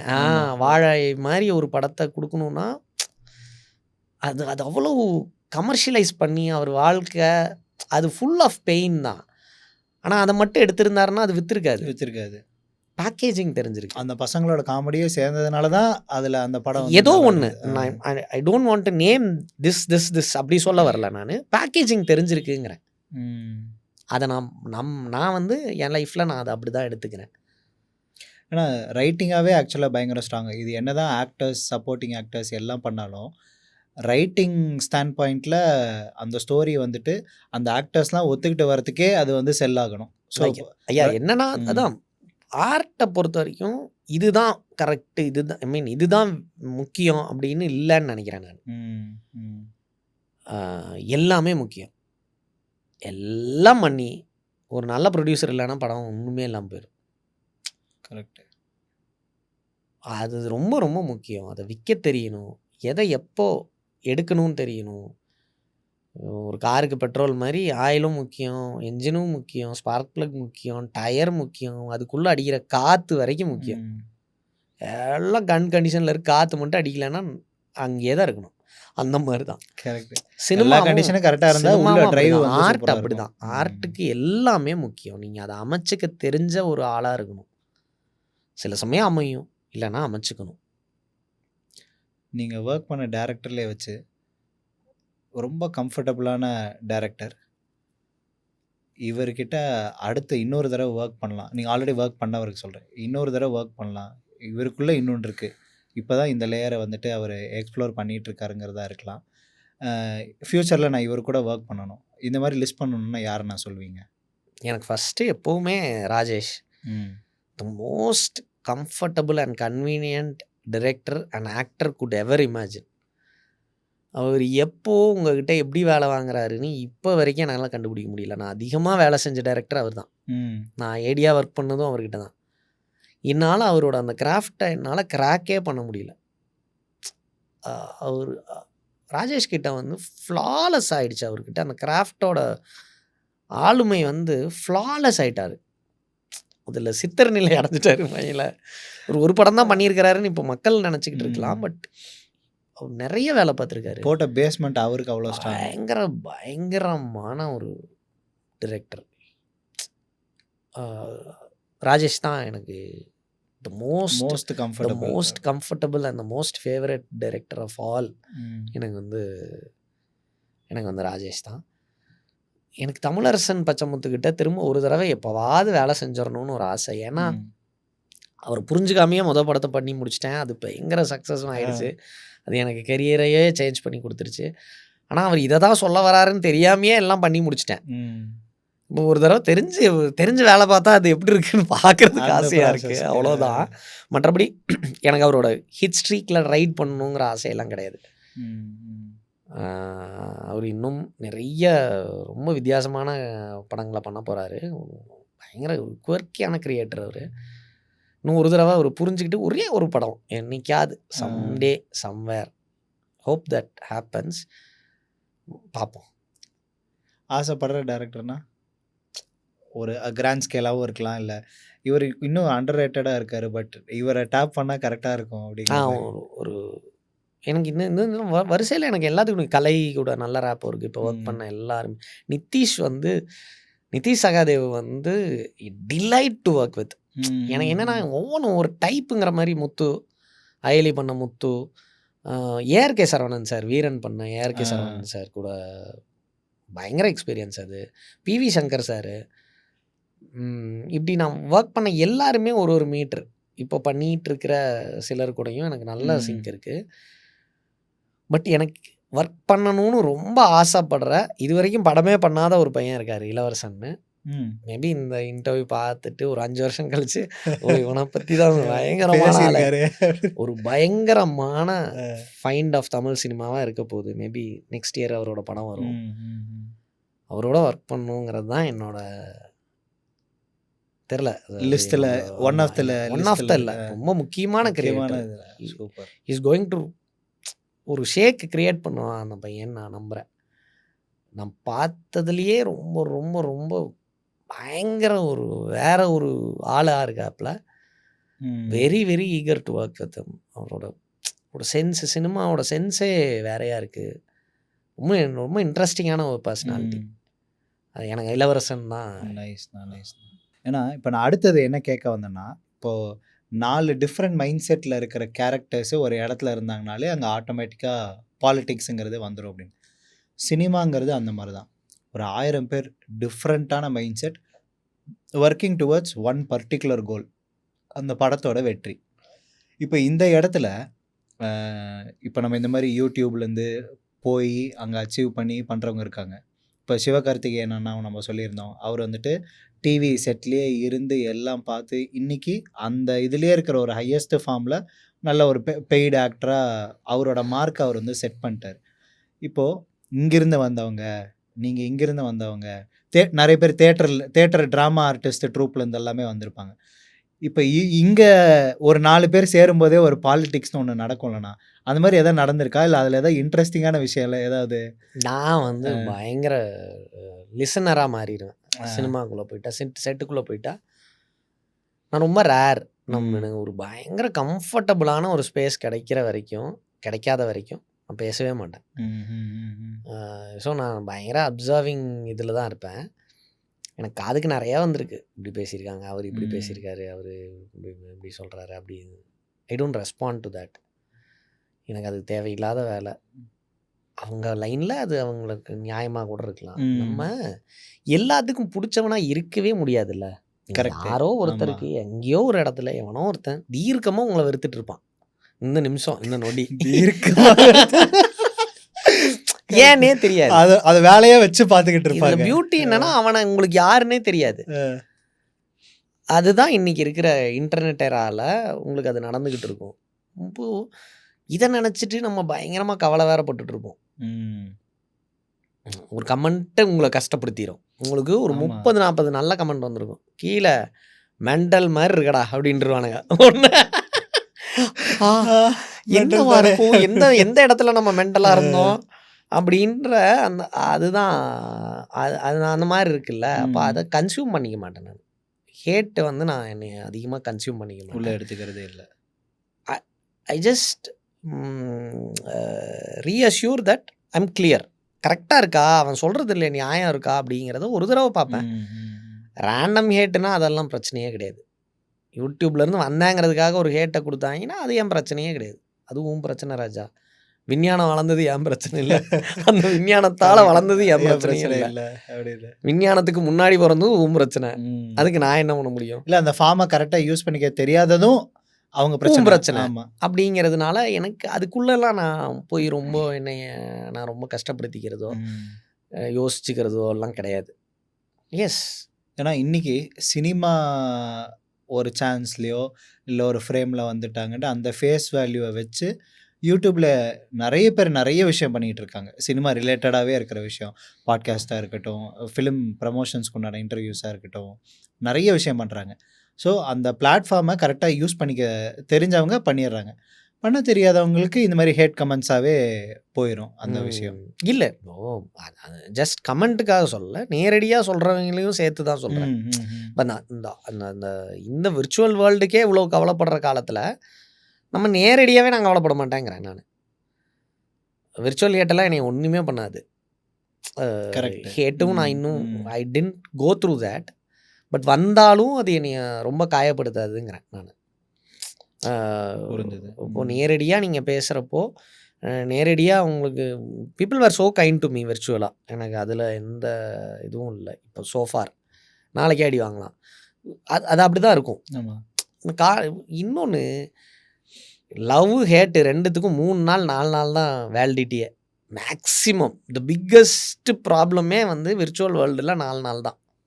அதுக்குள்ளே இன்னொரு பிரச்சனை வந்துடுது, அவங்க அது பின்னாடி போயிடுறாங்க. நீயும் வேலையை பார்த்துட்டு நீ நகர்ந்துக்கிட்டே இரு, அவ்வளோதான். எனக்கு அதில் பெரிய இது இல்லை. அப்படி யாராவது பேசுனாங்கனாலும் அதை பற்றி யோசிக்கிறதும் கிடையாது. நீ எதுக்காக வந்திருக்க, என்ன பண்ண போகிற, அதெல்லாம் உனக்கு தான் தெரியும். எல்லாத்துக்கும் தெரியாது. எல்லாத்தையும் சொல்லிட்டும் இருக்க முடியாது. நீங்கள் டெய்லி நான் இதை தான் பண்ண போகிறேன், இதை தான் பண்ண போகிறேன்னா உங்களுக்கு நீங்களே ப்ரெஷர் போட்டுக்கிறீங்க. நீங்கள் இப்போ நான் வந்து தருண்கிட்ட வந்து ஒன்று சொல்லிட்டேன், தருண் நான் வந்து இன்னும் 1 வாரத்தில் ஒரு படம் நடிக்க போகிறேன் அப்படின்னா, அந்த 1 வாரத்தில் அந்த படம் நடக்காமல் 15ஆவது நாள் நடக்கலாம். அந்த மீதி இருக்கிற இந்த 7 நாளும் ப்ரெஷராகவே இருக்கும். டெய்லி தருணை மீட் பண்ணுறேன்னு வைங்க, என்னாச்சுன்னு அவர் கேட்க வேண்டாம், அவர் பார்வையே என்னாச்சுன்னு கேட்குறான்ருக்கே அப்படிங்கிற மாதிரியே இருக்கும். இது அன்வான்ட் ப்ரெஷருங்கிறேன். எல்லாத்துக்கும் எப்பவுமே சொல்லிகிட்டு இருக்க வேண்டிய தேவையில்லை. அதாவது அதன் காலங்களில் அவ்வப்போது நடக்கும், அவ்வளோதான். நீ வாழ்றது கரெக்டாக வாழ்ந்தால் மட்டும் போதும் அப்படிங்கிறதான். அவ்வளோதான். ஏன்னா இதை நான் ஜென்ரலாக அடுத்த ஐடியாலஜிங்கிறது ஒரு மனுஷனை எந்த அளவுக்கு ஒரு டிஃப்ரெண்ட்டான ஒரு பர்சனாக மாற்றுங்கிறத நிறைய இன்ஸ்டன்ஸில் பார்த்துருக்கோம். நீங்களும் கிட்டத்தட்ட அந்த மாதிரி ஒரு ஐடியாலஜியில் செட் ஆகிட்டு அந்த ஐடியாலஜி பேஸ் பண்ணி நீங்கள் ட்ரைவ் பண்ணிகிட்ருக்கீங்க. இப்போ நீங்கள் எடுத்திருக்கிற காமிக்கல் சட்டைங்கிறது காமெடினாலும் அது உங்களுக்கு அது காமெடி கிடையாது, உங்களுக்கு அது சீரியஸ் தான். நீங்கள் டிரைவ் பண்ணுற விஷயந்தான் காமிக்கல் சென்ஸில் இருக்குது. இதை எல்லோரும் பண்ணால் நல்லதுன்னு நினைக்கிறீங்களா? இப்போ ஒருத்தங்களுக்கு ஒரு ஐடியா இருக்கும். இதை நான் டிபேட் பாயிண்ட்லேயே கேட்கல. இப்போ எனக்கு ஒரு ஐடியா இருக்கும், உங்களுக்கு ஒரு ஐடியா இருக்கும். இப்போ இந்த ஐடியாஸை எல்லாருமே இப்போ ஆர்ட் ஃபார்மில் எடுத்துகிட்டு வந்துட்டாங்கன்னா இது வந்து ஒரு கன்ஃபியூஷன் தானே நான் க்ரியேட் பண்ணோம், இல்லை தெளிவாக இருக்கிறவங்க புரிஞ்சுப்பாங்க அப்படிங்கிற அந்த பாயிண்டில் நம்ம ஒட்டுறதா? இல்லை, உலகமே அப்படி இயங்காது. நீங்களே ஏற்க நினச்சாலும் இயங்காது. அது அப்படி கொண்டே வர முடியாது. அதுதான் மனுஷனோட பியூட்டியே. நீங்கள் மிருகத்தையே ஒரே மாதிரி டேம் பண்ண முடியாது. நீங்கள் மனுஷனை எப்படி டேம் பண்ணுவீங்க? கவுண்டர் அட்டாக்லேயே நீங்கள் இருக்க வேண்டியதாக இருக்குது இன்றைக்கி. ம். நாங்கள் பண்ணுறது கவுண்டர் அட்டாக். நீங்கள் எதிர்க்கலைன்னா நீங்கள் நிற்க முடியாது. பவர்ல இல்லைன்னா நம்ம வாய்ஸுங்கிறது வந்து கேட்காது. பவரில் இல்லைன்னா இல்லை, நான் சொல்கிறது என்னென்னா, நீங்கள் எந்த ஸ்டாண்ட் எடுக்கிறீங்களோ அந்த ஸ்டாண்டுக்கு எதிரான ஸ்டாண்ட் எடுக்கிறது தான் எங்கள் வேலையாக இருக்குங்கிறேன் நான்.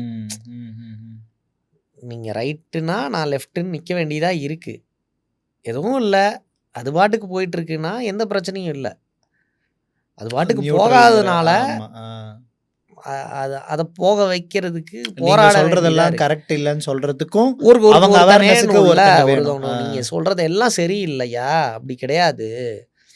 ரைட் ஸ்டாண்ட் வந்து இங்கே இல்லை, இந்தியாவில் இல்லை, வேர்ல்டு வைட் இருக்குது. வேர்ல்டு வைட் லெஃப்ட் ஸ்டாண்ட் இருக்குது. ஸோ நீ அங்கே ஒன்று வைக்கும்போது இங்கே ஒன்று வைப்போம், இங்கே ஒன்று நாங்கள் வைக்கும்போது நீங்கள் ஒன்று வைப்பீங்க. அட்லீஸ்ட் வெற்றிமாறன் சார் ஒரு இடத்துல சொல்லியிருந்தார், அட்லீஸ்ட் இப்போ வந்து ஐடியாலஜியை வெளியே சொல்ல ஆரம்பிச்சிட்டாங்க, விச் இஸ் ஸோ ஹெல்த்தின்னு. ரைட் விங் ஃபில்ம்ஸ் வர ஆரம்பிச்சிருக்கு, டிரெக்டாக வர ஆரம்பிக்குது. முதல்ல இருந்தே லெஃப்ட்டு தான் ஓப்பனாக இருந்திருக்குது, ரைட்டு ஒளிஞ்சு மறைஞ்சு நான் இல்லை அப்படின்ட்டே இருந்திருக்குது. நீ இல்லைன்னு சொல்கிறதே ஒரு பிரச்சனை தானே. தைரியமாக நான் மக்கள் பக்கத்தில் நிற்கிறேன்னு என்னால் தைரியமாக சொல்ல முடியுதுன்னா, நீ அதிகாரத்தின் பக்கம் நிற்கிறேன்னு தான் அர்த்தம். ஆமாம், அதிகாரத்தின் பக்கம் என்றைக்கும் நிற்கக்கூடாதுன்னு நினைக்கிறேன், அவ்வளோதான். அந்த கவுண்டர் அட்டாக் தப்புன்னா ஓகே, ஆமாம் நான் தப்பு தான் பண்ணுறேன், என்னோட ஐடியாலஜி இல்லை, நான் தப்பு தான் பண்ணுறேன்னு வச்சுக்கோ, அவ்வளோதான். நீ அதிகாரத்தின் பால் நிற்கிறது தான் சரின்னு நீ நினைக்கிறேன்னா நான் உனக்கு தப்பானவன் தான்,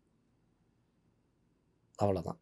அப்போ இது வேணுங்கிற, இது இப்படி எல்லாரும் லெஃப்ட்டில் இணைஞ்சிட்டா நல்லது தானே, அதிகாரமும் இருக்காது, சமத்துவம் தான் நிகழும். எல்லாரும் ரைட்டு நிகழவே முடியாது. ஆமாம், அது எப்படி நிகழ முடியும், பண்ண முடியாது. அதுதான் ரைட்டோட பிரச்சனையே. அதிகாரம் முதலாளித்துவம் ஒருத்தனால தான் இருக்க முடியும், அவனுக்கு எல்லாருமே தொழிலாளியாக இருக்க வேண்டிய கட்டாயம் இருக்குது. எல்லாரும் தொழிலாளியாகவும் இருக்க முடியாது.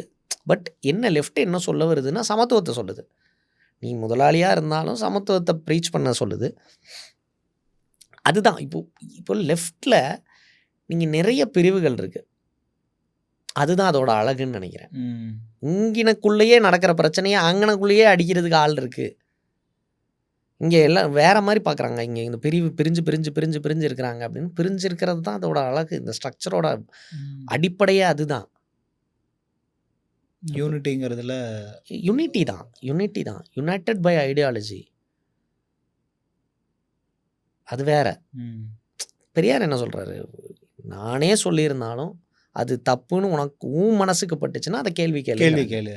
அதுதான் அடிப்படை. நான் எப்பவுமே சரியா இருக்க முடியாது, காலம் தள்ளி நானும் தப்பா இருக்கலாம். அதுதான், அதனால தான் தே ஆர் கிரேட் லீடர்ஸுங்கிறேன். இன்னைக்கு நிறைய பேர் அவங்கள வந்து ஒரு சிம்பிளா மட்டும் எடுத்துக்கிறாங்க, ஐடியாலஜிஸ் எடுக்காம. அதுவும் இருக்குல்ல, அதுவும் இருக்கும், அது ஓகே, எனக்கு அது கூட பெட்டருங்கிறேன். நீ ஏதோ ஒரு சிம்பிளாவது எடுத்திருக்கிறியே, போக போக ஏதோ ஒரு காரணத்தால் நீ ஸ்டிக்கான ஆக வேண்டி இருக்கும், நல்லதுங்கிறேன்.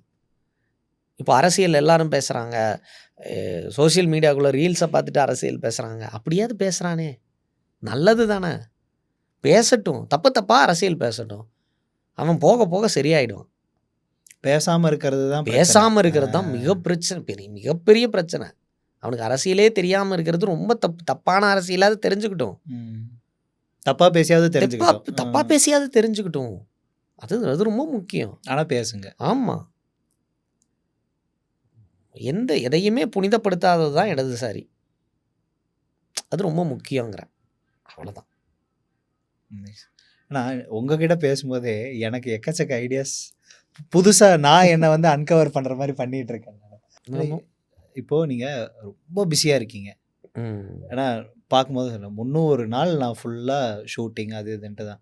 இந்த ஒர்க் லைஃப் பேலன்ஸ்ன்னு எல்லாரும் சொல்கிறாங்களேண்ணா, உங்களுக்கும் கல்யாணம் ஆயிடுச்சு, பசங்க இருக்காங்க எல்லாம், இந்த ஒர்க் லைஃப் பேலன்ஸை நீங்கள் எப்படியா பார்க்குறீங்க? இது ரொம்ப முக்கியம், அது ரொம்ப தப்பாக ட்ரீட் பண்ணிட்டுருக்கேன் நான். அது இது பண்ணிடுவேன், ஒரு மாதிரி பேலன்ஸ் பண்ணிவிடுவேன். அதுக்கான வேலைகளை தான் இனி ஸ்டார்ட் பண்ண போகிறேன். கோயிங் சம்வேர் ராங், அது எனக்கு தெரியுது. இந்த பிஸி 300 நாளும் பிஸியாக இருக்கேன்னு நிறைய ஆக்டர்ஸ் பெருமையாக பேசி என்கிட்டயும் ரொம்ப பரவாயில்லப்பா பிஸியாக இருக்கு, அது அவ்வளோ ஹாப்பியாக இல்லை அப்படிங்கிறது தான் இருக்குது எனக்கு. ஸோ அதுவும் எக்கனாமிக்கலி நம்மளுக்கு ஒரு பிரச்சனை இருக்கிறப்போ இது வந்து நம்மளுக்கு சப்போர்ட்டிவாக இருக்குது. இந்த ஸ்டேஜுக்கு இட்ஸ் குட், இட்ஸ் ஃபைன். ஆனால் இதை ப்ரொலாங் பண்ணி எடுத்துகிட்டு போகிறதுல எனக்கு உடன்பாடு இல்லை. I don't want to be this busy. இப்படி போய் இப்படி நான் சம்பாரிச்சு கணச்சுன்னு ஒரு 10 வருஷம் கழிச்சு இதில் கேட்குற மாதிரி ரம்யா கிருஷ்ணன் ஹே ஹூ ஆர் யூ மேன் அப்படின்னு என் பொண்ணு கேட்கும். அது வேஸ்ட்டு. வாழ்கிற லைஃப்பில் நீங்கள் அந்த பேலன்ஸ் இல்லாமல் நீங்கள் யூஸே இல்லை. ஃபேமிலிக்காவது அப்படி இப்படின்னு டைம் ஒதுக்கிடுறேன். என் ஃப்ரெண்ட்ஸுக்கெல்லாம் டோட்டலாக ஃப்ரெண்ட்ஸை பார்த்தே பல மாதங்களாயிருச்சு. அவனுங்களோடையே இருந்த காலம் போய் அவனுங்களே இல்லாத ஒரு காலத்துக்கு இறங்கிட்டேன். இதுதான் இப்படி தான் இருக்கும் லைஃபு. உடடாத அப்படிலாம் கிடையாது, அதை உடைக்கணும். ஸோ அதை பிரேக் பண்ணுறதுக்கு வேலை பார்த்து க்ரோத்துங்கிறது இப்படி தான் நடக்கும் அப்படிலாம் கிடையவே கிடையாது. க்ரோத்துக்கு எண்டே கிடையாது. எங்கிருந்து பண்ணாலும் மனுஷனோட கிரீடுக்கு என்னைக்கு எண்ட் இருக்கு? நான் நினச்ச லைஃப்பை எப்போவோ அட்டைன் பண்ணிட்டேன், நான் நினச்ச சம்பாத்தியத்தை எப்போவோ அச்சீவ் பண்ணிட்டேன். ஆனால் என்னோட கிரீடு நிற்க மாட்டேங்குது.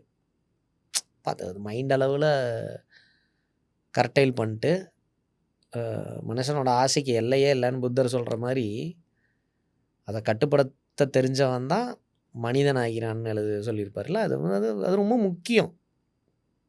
You have to stop at some point. இப்போ அந்த பாயிண்ட்டுங்கிறது அச்சீவே ஆகாது உங்களுக்கு. செட்டில் ஆகிட்டு அப்படின்னு சொல்லுவாங்கல்ல, கரெக்டு. இந்த கொஞ்ச நாளாக எங்கள் ஜென்ரேஷனில் தான் அது வந்தது. செட்டில் ஆகிட்டு கல்யாணம் பண்ணலாம் அப்படின்னா எனக்கெல்லாம் கல்யாணமே நடந்திருக்காது. அவ்வளோதான், கதை காலியாகி தான் கல்யாணம் நடந்திருக்கும். அது வச்சுக்கிட்டு என்ன பண்ணுறது, ஒன்றும் இல்லை.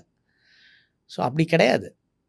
கல்யாணம் பண்ணுமாங்கிறது அது தனிப்பட்ட விஷயம்னு வைங்க. I want to get married, I want to have kids, I want to have a family. அது எனக்கு கிளியராக இருந்தேன். நான் என் குழந்தைங்களுக்கு அது இல்லாமலும் போகலாம், அது இட்ஸ் ஃபைன். இதெல்லாம் யோசிக்கிறதுக்கு முதல்ல நம்ம ஒரு பேரண்டாக இருக்கணும், கூட இருக்கணும். பணத்தை மட்டும் கொடுத்துட்டா எல்லாம் சரியாயிடாதுல்ல. பீயிங் தேர் ரொம்ப முக்கியம். அது ப்ரெசன்ஸ் ரொம்ப முக்கியம். அதை எப்படியாவது அச்சீவ் பண்ணணும்னு நினைக்கிறேன் நான். அதுக்கு நான் ஏன் இந்த கேள்வி கேட்டேன்னா, நிறைய பேர் நீங்கள் சொன்ன மாதிரி நான் இத்தனை நாள் பிஸியாக இருக்கேன்னு சொல்கிறத ஒரு ஃபேஷன் வேர்டை இப்போ மாற்றிக்கிட்டாங்க. வெரி பிஸி, மீட்டிங்கில் இருக்கேன், இல்லை என்னோட அடுத்த டுவர்ட்ஸ் க்ரோத்தை நோக்கி போயிட்டுருக்கேன் அப்படிங்கிறது ஃபேன்சியாக இங்கிலீஷ் வேர்ட்ஸ் எல்லாம் சொல்லுவாங்க. ஆனால் இப்போ நம்மளே நம்பி வர ஒரு ஃபேமிலியவோ நம்மளோட கிட்ஸோ அவங்களுக்கு இந்த ப்ரெசன்ஸுங்கிறத கொடுக்க முடியாதது எவ்வளோ ப்ராப்ளமாக போயிருக்குங்கிறதும் நம்மளோட ஃப்ரெண்ட்ஸு, ஃபேமிலி, ரிலேட்டிவ்ஸ் இதை சுற்றி இருக்கிறவங்ககிட்டே கேட்டிருக்கோம். அதனால தான் நான் இப்படி ஒரு கொஸ்டின் கேட்டேன். இந்த ஒர்க் லைஃப் பேலன்ஸுங்கிறது நீங்கள் ஆக்சுவலி எப்படி நினைக்கிறீங்க? கரெக்ட், அதுதான். அதை சரி பண்ணணும். அது சரியாக இல்லை, அதை சரி பண்ணணும். அதான் பிஸி ஆக ஆரம்பித்தப்பவே தெரிஞ்சிருச்சு இது எங்கேயோ இட்ஸ் கோயிங் ராங் அப்படிங்கிறது. இனி சூஸியாக ஃபில்ம்ஸை சூஸ் பண்ணுறது, சைஸ் ஆஃப் த கேரக்டர்ஸை இன்னும் அப்படி தான் அதை சரி பண்ண முடியும்னு நினைக்கிறேன்.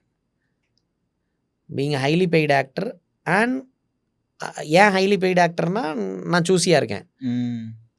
அப்போ சூஸ் பண்ணால் நீங்கள் பெரிய கதாபாத்திரங்களை தான் பண்ண முடியும். கரெக்டு. சூஸியாக பண்ணிட்டு 4 நாள் நடிச்சிட்டு இருந்தீங்கன்னா சோத்துக்கு சிங்கி தான் அடிக்கணும். அப்போது அந்த மாதிரி தான் சேனலைஸ் பண்ணணும்னு நினைக்கிறேன். அதுக்கு நான் வளர்ந்துட்டேனான்னு என்னோட அந்த சாய்ஸ் எடுக்கும்போது தான் எனக்கு தெரியும். அது எடுக்கும்போது வரும்போது தான் தெரியும். அதுக்கான படங்களை நான் நடிச்சும் வச்சுட்டேன், இன்னமும் கொஞ்சம் நடிச்சுக்கிட்டு இருக்கேன். நடிச்சு வச்சுட்டா நெக்ஸ்ட் இயர் எக்ஸ்பெரிமெண்ட் பண்ணுறதுக்கு வசதியாக இருக்கும். பண்ணி பார்த்துட்டு அது எப்படி இருக்குன்னு பார்த்துட்டு அதுக்கப்புறம் எப்போ அது எக்ஸ்பெரிமெண்ட் தான், எல்லாமே எக்ஸ்பெரிமெண்ட் தான். ஃபைனல் கொஸ்டின்னா, மஞ்சள் நோட்டீஸ் மாதிரி திருப்பி இன்னொன்று உங்ககிட்ட இருந்து எதிர்பார்க்கலாமா? பண்ண மாட்டேன். அது போயிடுச்சு, அந்த எரா போயிடுச்சு, அது முடிஞ்சிருச்சு. ஒரு வேளை சினிமாவிலேருந்து என்னை துரத்தி விட்டுட்டாங்கன்னா ஏதாவது ஒன்று பண்ணுவேன். ஆனால் இனி சினிமாக்குள்ளே இருந்து தான் வேலை செய்வேன்னு நான் நினைக்கிறேன். I think so. லைஃப் என்ன வச்சுருக்குன்னு தெரியாது, நம்ம பாட்டுக்கு 1000 நினைக்கலாம். லைஃப் என்ன வச்சுருக்குன்னு எனக்கு தெரில. அப்புறம் நான் நிறையா தடவை சொல்லியிருக்கேன், நான் ரொம்ப காலம் தள்ளி யோசிக்க மாட்டேன், குறுகிய கால திட்டங்களோட வேலை செய்வேன். காலம் தள்ளி வச்ச திட்டங்களெல்லாம் அடித்து விட்ருக்குது லைஃப் நம்மளுக்கு. ஸோ நான் ரொம்ப ஷார்ட் ஸ்பேனுக்கு தான் வைப்பேன். I have a larger plan, but அதை எக்ஸிக்யூட் பண்ணுறதுக்கு நீங்கள் சின்ன சின்ன ஸ்டெப்பு தான் வைக்க முடியும். அதான் சொல்லுவாங்களே, if you want to reach the 1000th step you have to take the first step. Correct. நான் முதல் 2-3 படிகளை என் கண்ணுக்கு எவ்வளோ தெரியுதோ அந்த 3 படியை தான் கரெக்டாக வைக்கலாம் அப்படின்னு பார்ப்பேன். இல்லைன்னா தட்டிக்கிட்டு மூஞ்சி முகரெல்லாம் தெரிச்சிடும். அதனால் மெதுவாக போகலாம் அப்படின்னு. ஸோ என்னோட இந்த குறுகிய கால திட்டத்தை தான் சொன்னேன். இப்போதைக்கு இதை பண்ணி பார்க்க போகிறேன். அது ரிசல்ட் என்னவா வரப்போகுதுன்னு தெரியாது. அதை பேஸ் பண்ணி தான் அடுத்தடுத்த டிசிஷன்ஸ் எல்லாமே. ரிசல்ட் தப்பாக இருக்குன்னா அதை வேறு மாதிரி ரெடி பண்ணிடணும். சேனலோட பேர் வந்து அன்ஸ்போக்கன். ம். உங்களை பற்றி நிறைய பேர்த்துக்கு தெரியாத அன்ஸ்போக்கனான விஷயம் ஏதாவது ஒன்று இருந்ததுன்னா நீங்கள் இங்கே ரிவீல் பண்ணலாம். தெரியலையே எதை சொல்லியிருக்கேன் எதை சொல்லலைன்னு. நான் பொதுவாகவே என்ன ஒரு இன்டர்வியூஸ் போனாலுமே ஐ டோன்ட் பிளான். நான் இதை தான் பேச போகிறேன், இப்படி தான் பேச போகிறேன் அப்படின்லாம் பிளான் பண்ண மாட்டேன். அந்த நிமிஷம் என்ன ஃப்ளோவில் வருதோ என்ன வருதோ அது அப்படி தான் இருப்பேன். நான் ஐ டோன்ட் ஹைட் திங்ஸ். நான் பெருசாக என்னை பற்றி பயங்கரமாக மறைச்சு அப்படிலாம் நான் பெருசாக பேசிக்கிட்டதில்லை. ஆனால் இங்கே தான் பாலிட்டிக்ஸை பற்றி நிறையா பேசியிருக்கேன். அன்ஸ்போக்கனில் தான் பொலிட்டிக்கலாக ஒரு ஸ்டாண்ட் இருக்குது எனக்கு அப்படின்னு நான் பேசினது இதுதான் முதல் தடவைன்னு நினைக்கிறேன். என்னோடய வீடியோஸ் பார்த்தவங்க எல்லாத்துக்கும் தெரிஞ்சிருக்கும், முதல்ல தெரிஞ்சிருக்கலாம். பட் அதான் அது பொலிட்டிக்கல் ஐடியாலஜியை இங்கே வந்து ரொம்ப ரேராக தான் நிறைய பேர் பேசியிருக்கிறாங்க. அண்ட் தட்ஸ் ஓகே அப்படின்னு நினைக்கிறேன். பேசாமல் இருக்கிறதும் உங்களுக்கு ஒரு விதத்தில் சரி, விருப்பப்பட்ட பேசாமல் இருக்காங்க, பேசுகிறதும் சரி. நான் ஏன் பேசாமல் இருந்திருக்கேன், நான் பொலிட்டிக்கலி ரொம்ப ஆக்டிவாக இருந்திருக்கேன் முதல்ல. ஏன்னா ப்ரொடியூசர் இருக்காங்க இங்கே. இப்போது என் தலையில் ஒரு பிஸ்னஸ் இருக்குது, பெருசோ சின்னதோ ஒரு அளவில் எனக்கு ஒரு சம்பளம் கொடுக்கப்படுது. அது சார்ந்து எனக்கு ஒரு சின்ன ஃபேஸ் வேல்யூ க்ரியேட் ஆகுது. So I have to be silent. அதனால் அது அந்த ப்ரொடியூசரை நேரடியாக அஃபெக்ட் ஆகிடக்கூடாதுன்னு நான் பிலீவ் பண்ணுறேன். அதனால் பெருசாக பாலிட்டிக்ஸ் பேசினதில்லை. பட் என்னோடய படங்கள்லையும் என்னோடய வசனங்கள்லையும் என்னோடய ஒவ்வொரு ஷார்ட்லேயும் அரசியல் இருக்கும். அது ஐ மேக் ஷுர் தட். அதை நான் எங்கேயும் சொன்னதில்லை. அதுதான் ஹைலைட்டு. அதுதான் சார், அதுதான் ஹைலைட்டு. நிறைய ஏன்னா நானே இதுக்கு முன்னாடி நம்மளோட இந்த ஃபஸ்ட்டு நம்ம பார்த்து பேசுகிற வரைக்கும் நான் வந்துட்டு அது ஒரு காமிக்கல் ஆக்டாக மட்டும்தான் பார்த்தேன். எனக்கு அதுக்கு பின்னாடி இருக்கிறதே புரியல. அப்புறம் நான் இந்த டீமோட டிஸ்கஸ் பண்ணி உட்காந்து பேசும்போது இது என்ன பேசியிருக்காருன்னு உங்களுக்கு தெரியுதாண்ணா அப்படின்னு. தெரியல, யோசிச்சு பாருங்க அப்படின்னு. ஆமாம் அப்படின்னு. அடுத்த வீடியோ, ஆமாம் அடுத்த வீடியோ, தலைவர் அதுதான் பண்ணிகிட்டு இருக்காரு அப்படிங்கிறதுல தான் எனக்கு அந்த அவேர்னஸ் வந்தது. அப்போ தான் நம்ம சரி இவரை நம்ம எக்ஸ்ப்ளோர் பண்ணலாம், ரொம்ப இன்ட்ரெஸ்டிங்கான கேரக்டராக இருக்கார் அப்படின்ட்டு தான் நம்ம ஃபஸ்ட் உங்களை பார்த்து பேசினது எல்லாமே. இதில் இன்னொன்று, நான் வந்து கலைஞர் டிவியில் வீடியோஸ் பண்ணிட்டு இருந்தேன். இப்போ என்னை வந்து பயங்கரமாக ஊப்பின்னு முடிவு எடுத்துட்டானுங்க அவனுங்க. 200 ரூபா ஊப்பின்னு கமெண்ட்லலாம் போட்டுக்கிட்டு அடிச்சுக்கிட்டு கிடப்பாங்க. நான் எந்த கட்சியிலையுமே இயங்கினதும் இல்லை, கட்சி சார்ந்த எனக்கு உடன்பாடும் கிடையாது. as of now at least for the next 10 years என் மனநிலையில் கட்சி சார்ந்து இயங்கிறதோ அதில் எந்த உடன்பாடும் கிடையாது. அப்புறம் நீங்கள் ஒரு ரொம்ப வெளியே இருந்து பார்த்தா தான் ஐடியாலஜி வேறு, கட்சி வேறு. ஆமாம், கட்சின்னு போயிட்டீங்கனாலே நீங்கள் ஒரு குறிப்பிட்ட தலைவருக்கு முட்டு கொடுத்தே ஆக வேண்டிய கட்டாயம் வந்துடுது. அப்படி நம்மளால் ஒர்க் ஆக முடியாது. அதுதான் நம்ம தான் சொன்ன மாதிரி, நானே சொல்லியிருந்தாலே தப்புன்னா தப்புன்னு கேளுன்னு பெரியாரையே கேள்வி கேட்கணும்னு நினைக்கிறவங்க. அப்போது அப்படி இயங்க முடியாது. ஸோ அதான் அதனால் நம்ம கட்சி சார்ந்து எந்த கட்சி சார்ந்தும் இல்லை. நான் எனக்கு சரியாக இருக்கிற ஒரு ஐடியாலஜியை கரெக்டாக ஃபாலோ பண்ணுறாங்கன்னு எனக்கு ஃபீல் ஆகிற அந்த கட்சியோட தான் வந்து அந்த கட்சியை தான் நான் பிரதிபலிக்கணும்னு நினைக்கிறேன். அப்படின்னா I am not satisfied with any party as of now. எனக்கு எல்லா பார்ட்டியோடையும் எனக்கு ஒரு பிரச்சனை இருக்குது, எனக்கு ஒரு முரண் இருக்குது. ஆனால் ஓரளவுக்கு சரி, வேறு வழி இல்லை, இதுக்கு போட்டால் நம்மளுக்கு நம்ம Tamil Nadu will remain as Tamil Nadu அப்படின்னு இருக்குல்ல, அதை வச்சு கல்ச்சரல் டைவர்சிட்டி தான் நம்ம ஊரோட பியூட்டி. ஆமாம், ஓட் பாலிட்டிக்ஸ்லேயே எனக்கு ஒரு பெரிய முரண் இருக்குது. ஓட் பாலிட்டிக்ஸ்லேயே பிரச்சனை இருக்கிறப்போ நம்ம இங்கேருந்து பார்ட்டி பற்றி பேசுறது கரெக்டு தானே.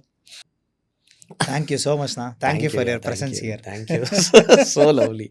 நல்லா இருந்தது கான்வர்சேஷன், நல்லா இருந்தது. Thank you, thanks for all the questions. Thank you.